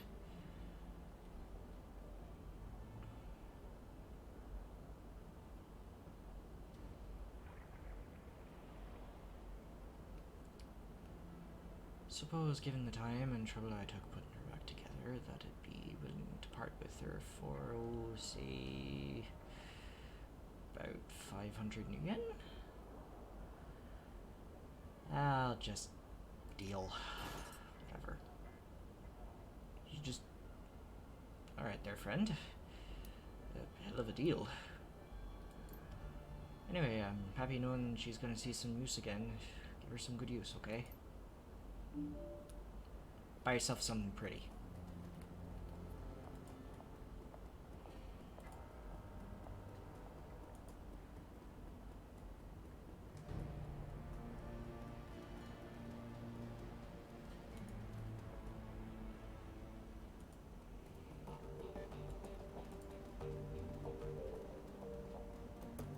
Herr Amsel. Seems that Amsel has assembled the team in your absence. They stand in a group around the old display that you had Malit deliver. In their faces you can see excitement and apprehension, curiosity and dread. Whisper, have you procured a DVD reader? And Amsel the DVD player. I have. It's right here. Good. It should only take me a moment. He disappears behind the ancient display. After a few minutes of fiddling with his battered inputs, he reappears, a satisfied look on his face. Everything appears to be functional. The disc should be ready to play. Well, don't keep us into suspense. Start that damn thing already. Whisper went to the trouble of fetching everything. Let her do the honors. Amsel steps back, clearing a path for you to access the antique machine. Boop! Soft whirring sound fills the air as the ancient DVD player spins the disc up to speed. The scratched LCD display comes to life, and a menu fills the screen. Play track 1. Screen goes black, and a cheerful digital chiming sound spills out of the display's speakers. A crackle of static fills the air, coupled with a shrill electronic whine. After a few moments, the display goes live, and a disheveled-looking man appears on the screen. His eyes glitter with excitement. The timestamp on the screen is 2034-09-15.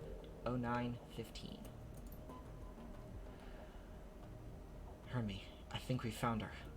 After all this time, Verschlinge, I knew that she wasn't dead. His speech is cheery. You can hear the urgency in his voice. She survived the Dragonfall, just as I've always said. I knew it, and I was right. The screen explodes into static, and the electronic whine in the background sharpens into a needle-like pulse of high-pitched sound. Somewhere in the background, Dante lets out a low whimper. The screen clears, and the excited face is closer to the screen than it was before. The words spill out of him in a breathless tide.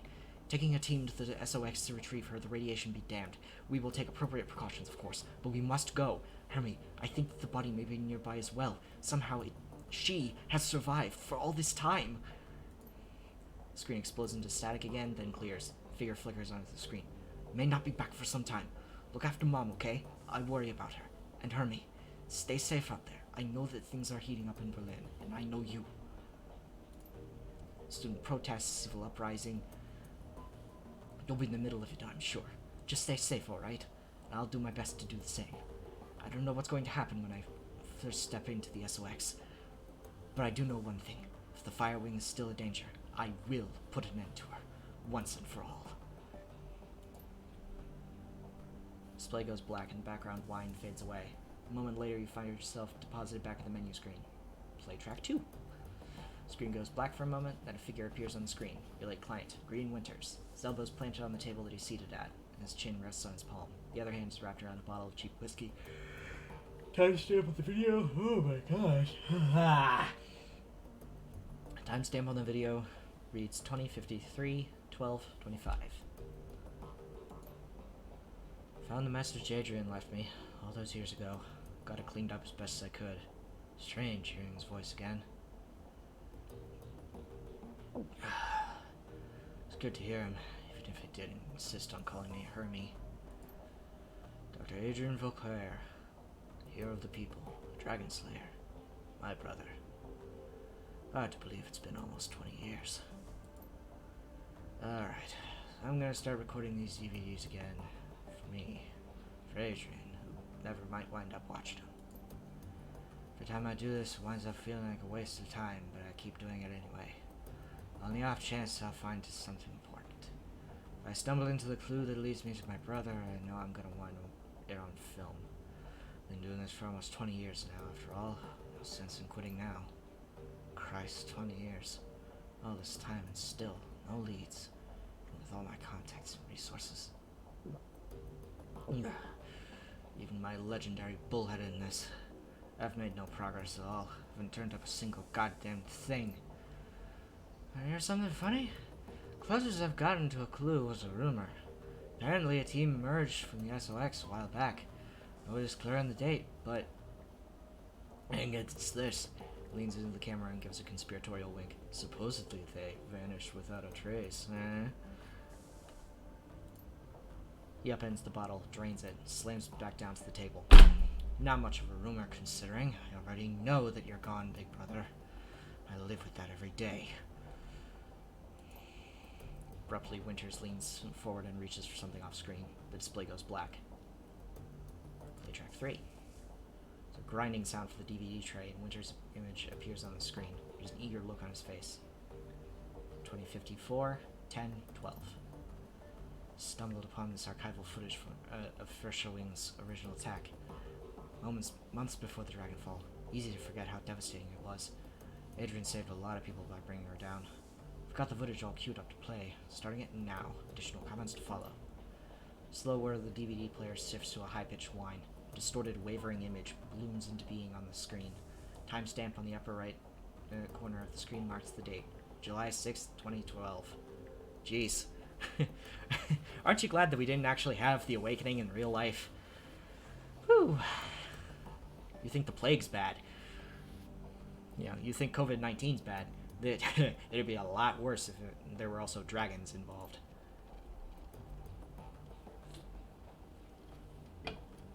Oh, cool. It's difficult to make out what you're seeing at first. The scene is dark and smoky, and telltale flashes of emergency vehicle lights flicker on the periphery of the screen. The camera pushes in, and you can make out two figures standing in a ruined landscape. All at once, the sound cuts in.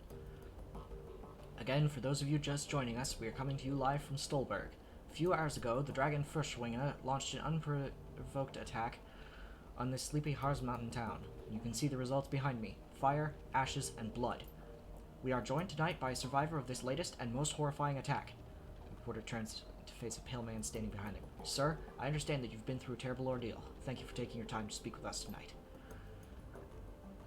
The camera switches to focus on a middle-aged man with a haunted look in his eyes. He stammers out a reply. Yes, of course. If you could, sir, could you please tell me the people at home about your experience of the attack? It was horrible. Just pure chaos. So many people are dead. People I knew. Roasted alive or trampled to death trying to escape. My own house was burned to the ground during the attack. My family, we have nothing now. You made it through the attack, though? Your wife? Your kids? Yeah, we all made it, thank God. We rode out the attack in a small shelter. Me, my wife, and our 2 daughters. The shelter, it protected us, but the heat was just unbearable. We couldn't have stayed in there much longer than we did. How long were you holed up in there? 3, maybe 4 hours, I don't know. Just stayed inside until the heat died down and the screaming stopped. And what happened after that? It was over, you know, when the air cooled down. We stepped outside. There was nothing left. Just smoldering wreckage, this dense cloud of black oily smoke, and the stench in the air. God, that smell. It smelled like roasted meat. A long pause. From the tortured look on his face, you can tell that the man is struggling to decide whether or not to continue speaking. Eventually he does. My girls. They found what was left of their nanny outside. Her body, what was left of it, was slumped against the shelter door. I kept hearing myself that I couldn't hear her pounding to get in. That isn't true. I could. I just couldn't bring myself to open that door. I couldn't risk my family like that. Not for her. Not for anyone. Thank you, sir, for taking your time to speak with us. Yeah. You heard it here. An absolutely chilling account of tonight's attack. Again, the town of Stolberg has been reduced to ash, another victim of the fire wing. Stay with us for more up-to-the-minute reporting on First Wing's Reign of Terror. Green Winters reappears on the screen. Okay, it's time for a new approach. Adrian's a complete dead end. Much is pretty much clear by now, so I'm gonna do some digging on First Wing instead. Let's see where this goes. DVD player ramps up to speed, filling the air with a shrill whining sound. Timestamp 2054 10:31. Well, that was a bust. Little progress on First Wing either. Shakes his head. I don't know, it's weird. The information is there, it's just wrong somehow. It's too well laid out, too simple. Real life is messy, and this just feels too neat. It's not the only thing that's nagging me. I'm getting that tingly feeling all up and down the back of my neck again. Feels like I'm being tracked. I'm no Matrix hotshot like Clockwork or Schaefer, but I'm good enough to know when someone's on my scent. I install some new security measures. Can't be too careful.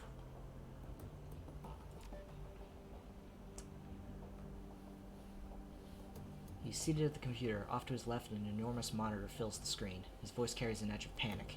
The timestamp on the video reads 54:11:09. Christ, I'm getting too close to something. There's a trail of bodies. There have been disappearances. Gearbox, Marcian, Peregrine. They've all just disappeared within the last few years. Gearbox just went AWOL yesterday. They were all making the same sorts of inquiries about the fire wing that I've been. There are ghost stories spreading around the Decker community. Stories about Deckers disappearing and then showing up again later, but wrong somehow. Scary stuff, and I'm starting to think it's true. Blitz leans in to whisper to you. I know the stories he's talking about, Chief. Never put much stock in them, till now. Could these rumors be related to what's happening here? Am I being paranoid? Pauses for a moment, as if seriously considering the question. Then he shakes his head and slams his fist on the table. No, I don't think so. Something big is happening here, and I'm right in the middle of it. Iger cuts in. That's a bit of a leap. One thing, Tolstoy told me a story about a kill team that might be related to all of this. Apparently a Decker named Hellebore posted a theory about Feuerschwinger to the Shadowrun BBS about 5 years ago. About an hour later, a Mill Spectrum showed up in Meat Space and cooked her entire apartment with her in it. If what Tolstoy told me was true, Hellbore live posted the event. She described her killer as great big orphan with skin grafts. Then the whole thread disappeared, gone without a trace. Leap, Agarlov? Sounds like he's on the right track to me. Agar holds her silence, but concedes the point with a small nod. On the screen, Winters pauses. It looks like he's working up to something. Finally, he speaks. I'm just gonna go ahead and say it. This has gotta be fair showing. All of it. Adrian was right about her. She's still alive, and she's out of the SOX. She's covering her tracks, working the shadows, preparing to rise again. And that means that I have to find you, Adrian. For everyone's sake. Thankfully, I've got a lead. For the first time in 2 decades, I've got a solid goddamn lead.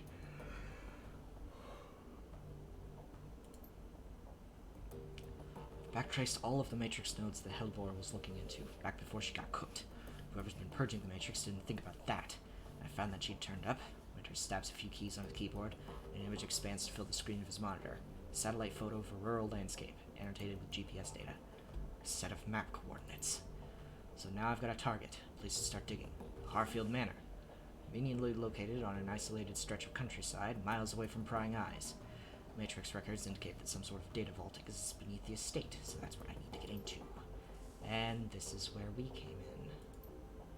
As if on cue, a familiar image winks onto the monitor to Winter's left, Monica. I think I'm gonna tap Schaefer for this job. She's got the skills to bypass whatever security they're running out of there, and she's gullible enough to take the job in the first place. I'll feed her some line about flux state security, and she'll eat it up with a spoon. I warned her. On the display, Winter's mouth parts into a broad grin. Time to put plans into motion. By this time tomorrow night, I should have the information that I need. And on the off chance that Schaefer gets taken out, well, that'll tell me something too. Can't make an omelet and all that. Until then. We play the 6th track, a small video window appears. You recognize the scene in the window. You're looking at the tattered drapes and nicotine-stained wallpaper of Winter's Hotel at Das Kasselhaus. Timestamp reads 2054-11-10. A blur of motion, the haggard form of Green Winters lumbers into frames. Suspicion's dead. Suspicion's confirmed. Schaefer dead. Christ! Winters reaches a shaking hand off camera. A moment later, returns clutching a cheap plastic drinking glass.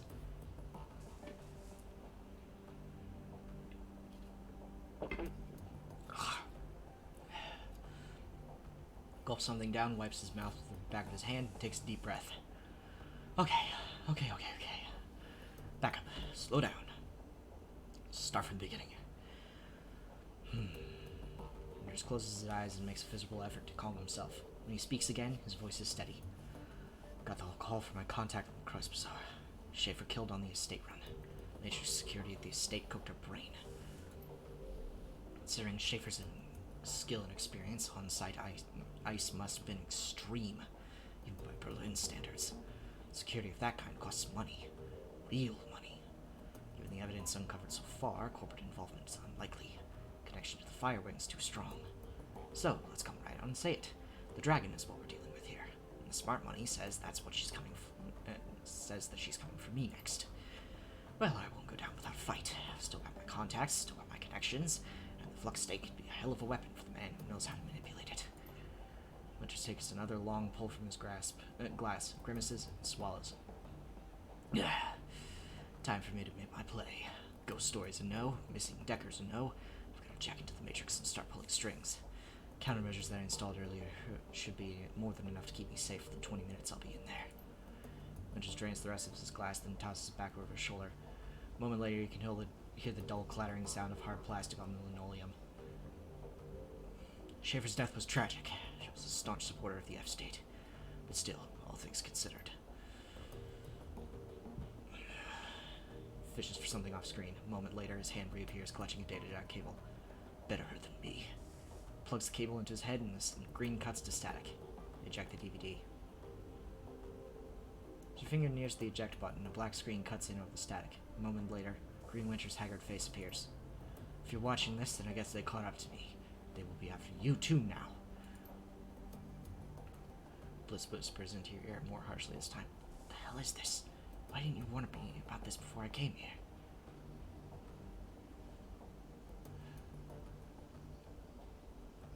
Whisper back. They didn't know. Not exactly. Not Exactly? I didn't come here to be hunted by a dragon. I'm not even a part of this.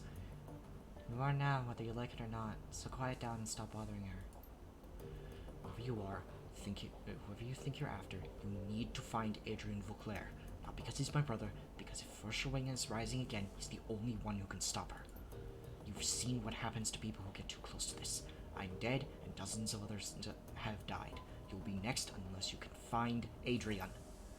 Screen cuts to static, the message is over. The DVD tray slides out of the reader. Well, shit. Room goes quiet as everyone struggles to process what you've seen on the DVD. Finally, Dietrich breaks the silence. A dragon? Son of a bitch. Green Winter sent us up against a dragon. The Firewing. She lives. I'm really starting to regret the fact that I didn't just stay at the hotel. Iger ignores him. Wait a second. We don't know for certain... Dietrich lays a hand on Iger's shoulder. The evidence seems pretty convincing to me, love. I'll even take it a step further. I think that secret facility that we stumbled into was her lair. Room falls silent. Iger and Glory exchange glances. After a moment, Dietrich continues. Just think about it. The Decker that Winters got those coordinates from was posting about Fürschwinger. Then she was killed by the same orcish bastard that attacked us after Monica died.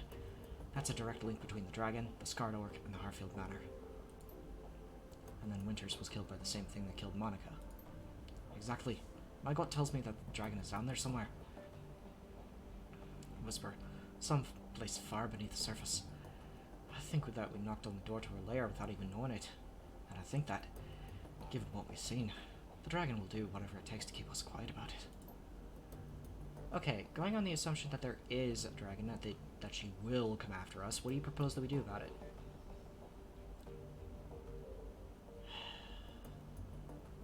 I'll tell you what we're going to do. We're going to follow Winter's advice. We're going to find Vauclair. Yes, Whisper is right. Finding Dr. Vauclair should be our priority. If we're going up against a dragon, we need to find ourselves a dragon slayer. Winter spent 20 years searching for Vauclair and it got him nowhere. How do you propose we find him? With the help of an information broker. Let me guess. Back to the coffee shop? For this? No. Well, Herr Barakazi is very capable. A task of this magnitude is beyond him. We need to make contact with the premier information broker in Berlin. We need to talk to Alice. Blitz scoffs at Amsel. Alice? Best of luck. I hope that you're rich. Amsel raises an eyebrow. For this? Rich enough. Even if only just. Who's this Alice? The most prominent figure in Berlin's shadow community. Ex-Shockwallen writer. She provides informational retrieval services for the F-State. Amsel turns to the computer console behind him and runs his fingers over a virtual keyboard. The machine begins to hum. If Winters was right, if Claire's still alive, she can help us find him. The console spits out a stick of black plastic. Amsel plucks it from the computer and hands it to you. Here, your key to speak with Alice. A cred stick? Amsel nods. An encoded cred stick, yes. 10,000 nuyen. Alice will not show her face for less. This represents the last of my personal savings, Whisper. Make this meeting count. Where do I need to go? Take the U-Bahn to the, Alstad Spandau. There you will find a connecting tube that the locals refer to as the rabbit hole. You'll find a method of contacting Alice there.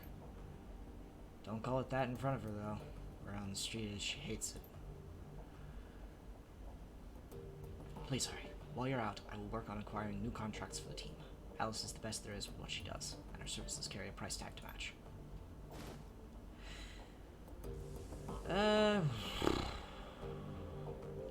Okay.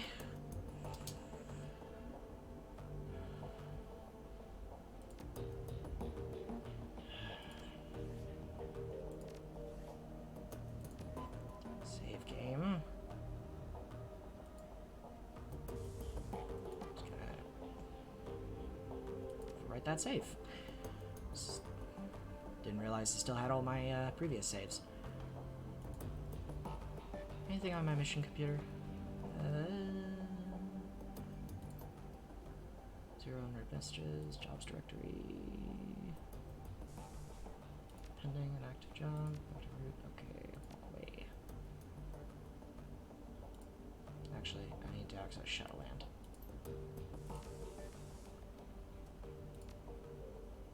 Never mind. Because I already did that. Walk away.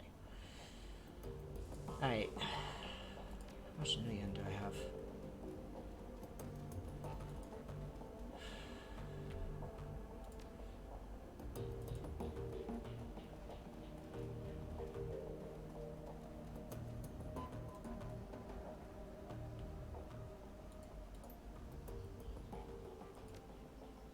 Stay. Good boy. I'll be back.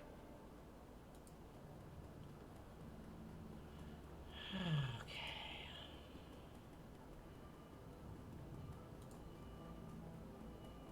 My playstyle tends to be a combination of cyborg street samurai and Decker.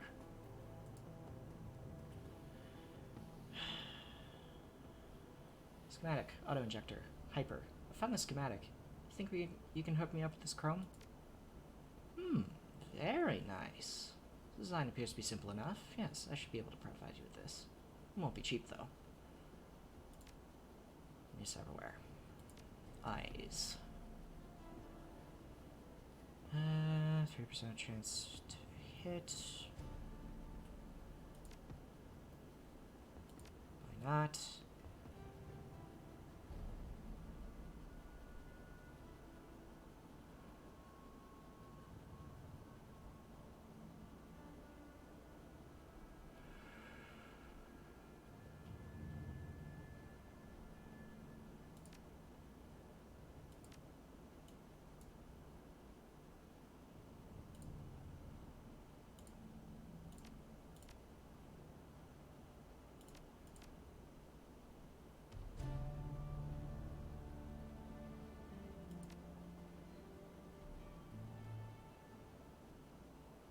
+1 body or...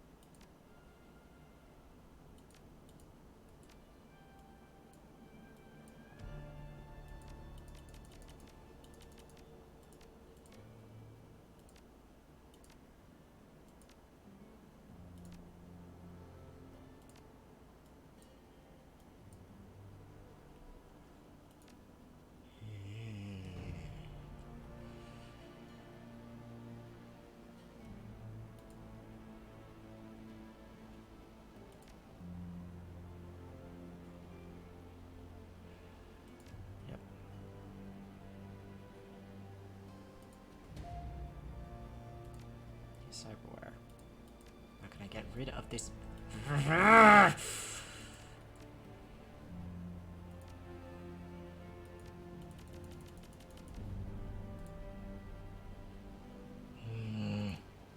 Fine. Fine. Till I can get something better.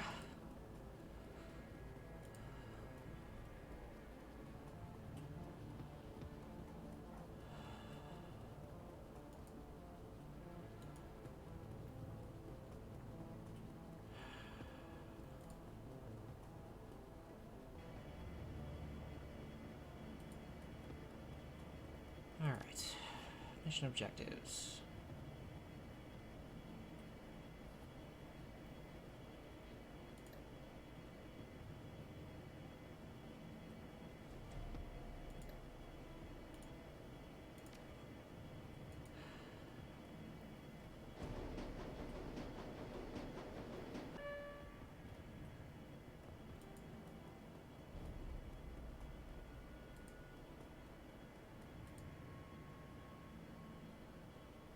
The only active console in the derelict span of U-bound platform is an old video arcade machine.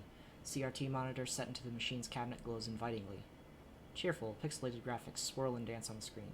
Investigate the machine. At the base of the control panel, you find a cleverly hidden input port. The port is shrouded in black plastic and appears to be the approximate shape of a typical cred stick. Insert Amsel's down payment into the machine. Internal motors grip the cred stick and pull it into the machine. It disappears into the port, and the screen goes black. Moments later, a video image fills the screen. The picture is dark and grainy, a far cry from the bright, colorful sprites that previously inhabited the display. On the screen is a dimly lit office. The place looks like it was pulled straight from an old detective movie, from the Venetian blinds on the windows to the great swaths of shadow that paint the walls black. Center stage, sitting behind a large mahogany desk, is the silhouette of an impressive-looking woman in a charcoal gray suit. The tip of a cigarette glows cherry red in the shadows. She leans forward into the light, and you catch your first glimpse of Alice. Her face is all hard planes and sculpted angles, with high cheekbones and almond eyes. Her lips are painted a frigid blue, but the look in her eyes is even colder. A head of lustrous black hair is interspersed with flowing streams of cyan light. Alice exhales a plume of smoke, then tips her cigarette into a nearby ashtray. She fixes her eyes on you, and her lips curl into a humorless smile. We're on your dime, friend. Tell me what you're looking for. I need you to find someone for me. Dr. Adrian Vauclair. The Dragon Slayer. Interesting. He's been missing for a long time.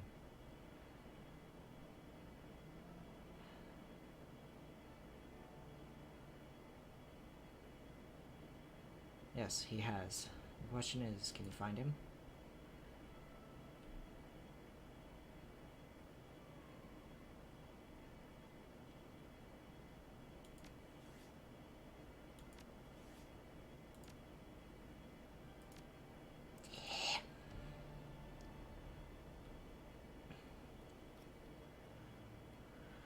If he's out there somewhere, I'll find him for you.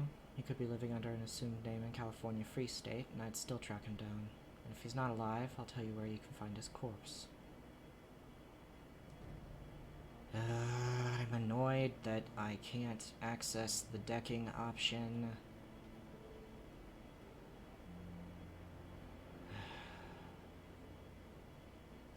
And I'm satisfied. Let's talk about the job. Alright, here's how this is going to work. When you give me the go-ahead, I'm going to start gathering information for you, and once I've finished, you're going to bring me a cred stick encoded with the encryption key that I'll provide to you. That cred stick will have 50,000 new yen on it. When I get my cred stick, you'll get your information.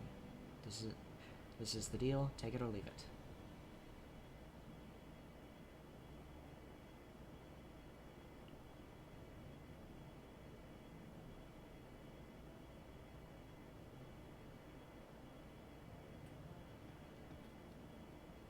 I kind of like this middle one. Price gouging, huh? For a neo-anarchist, you'd behave an awful lot like an old-world profiteer. I wasn't aware that there was a difference between the two. In all seriousness, I'm charging you what the job is worth. Do you know how much work it takes to find a digital ghost? It's going to be wet work, breaking into government archives. Hell, I might even have to commission an expedition to the SOX. This is a serious undertaking, friend. Now, do we have a deal? Or don't we? Alright, Alice, it's a deal. Okay. But remember, you say go and I go. From that point on, you're on the hook to pay me my fee. No turning back, no refunds. Are we square on this? I don't see what choice I have. I need that information. Good. I'll be in touch.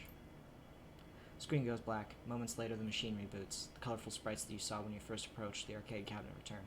There's nothing more to see here. Alice is gone. Okay. I'm going to do something a little bit cheaty, but I'm going to open up the...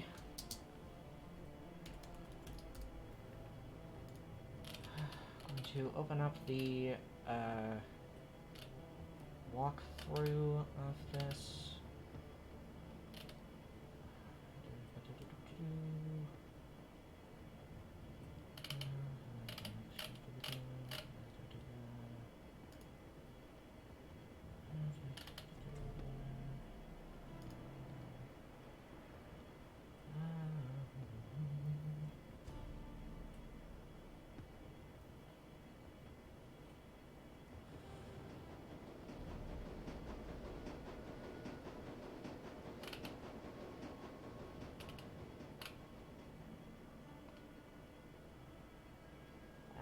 it.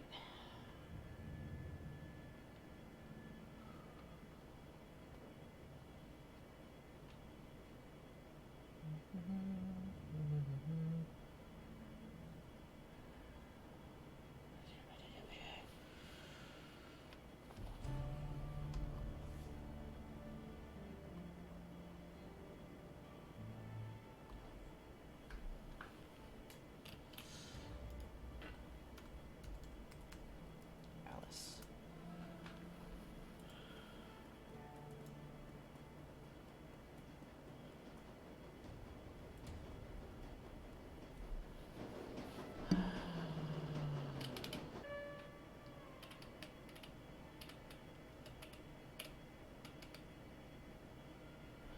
Okay, so it says on the wiki, with Decking 4 you can share a theory about her origins, that she's the lost wife of UCAS President Kyle Hefner, involved in the Echo Mirage project.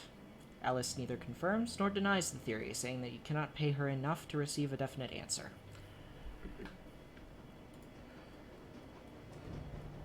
Also, what a Decker looks like on the inside and what a Decker looks inside the Matrix and what a Decker looks like outside the Matrix are two wildly different things. Think like Oasis avatars from, like, Ready Player One.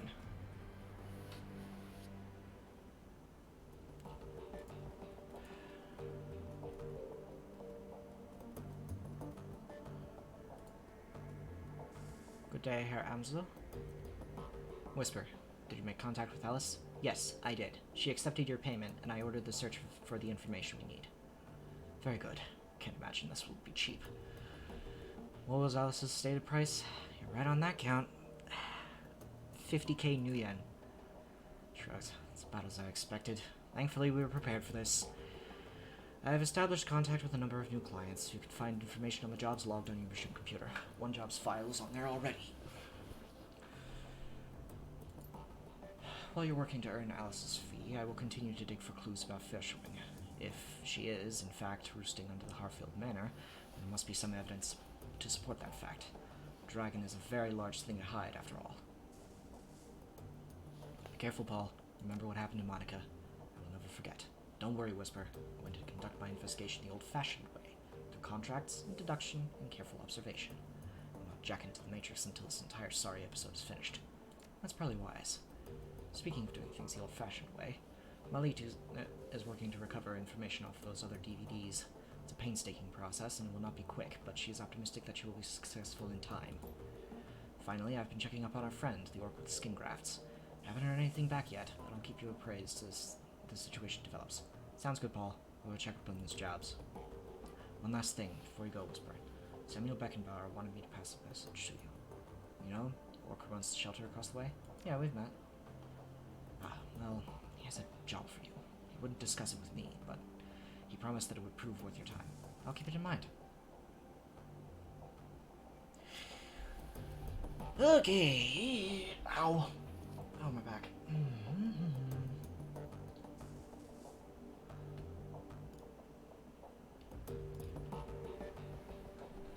So, I think I'm gonna leave it there. A lot of story, a lot of things happening. A lot of fun. And big developments, big deal. Lots of stuff happening. On the way to finding out about Fishwinger and tracking her down, and yeah. So, anyways, my name's been Whisper219. I will be attempting to stream again on Wednesday at around 1. So, stay tuned for that. Thank you all for watching, and I will see you all next time. God, how cliche is that?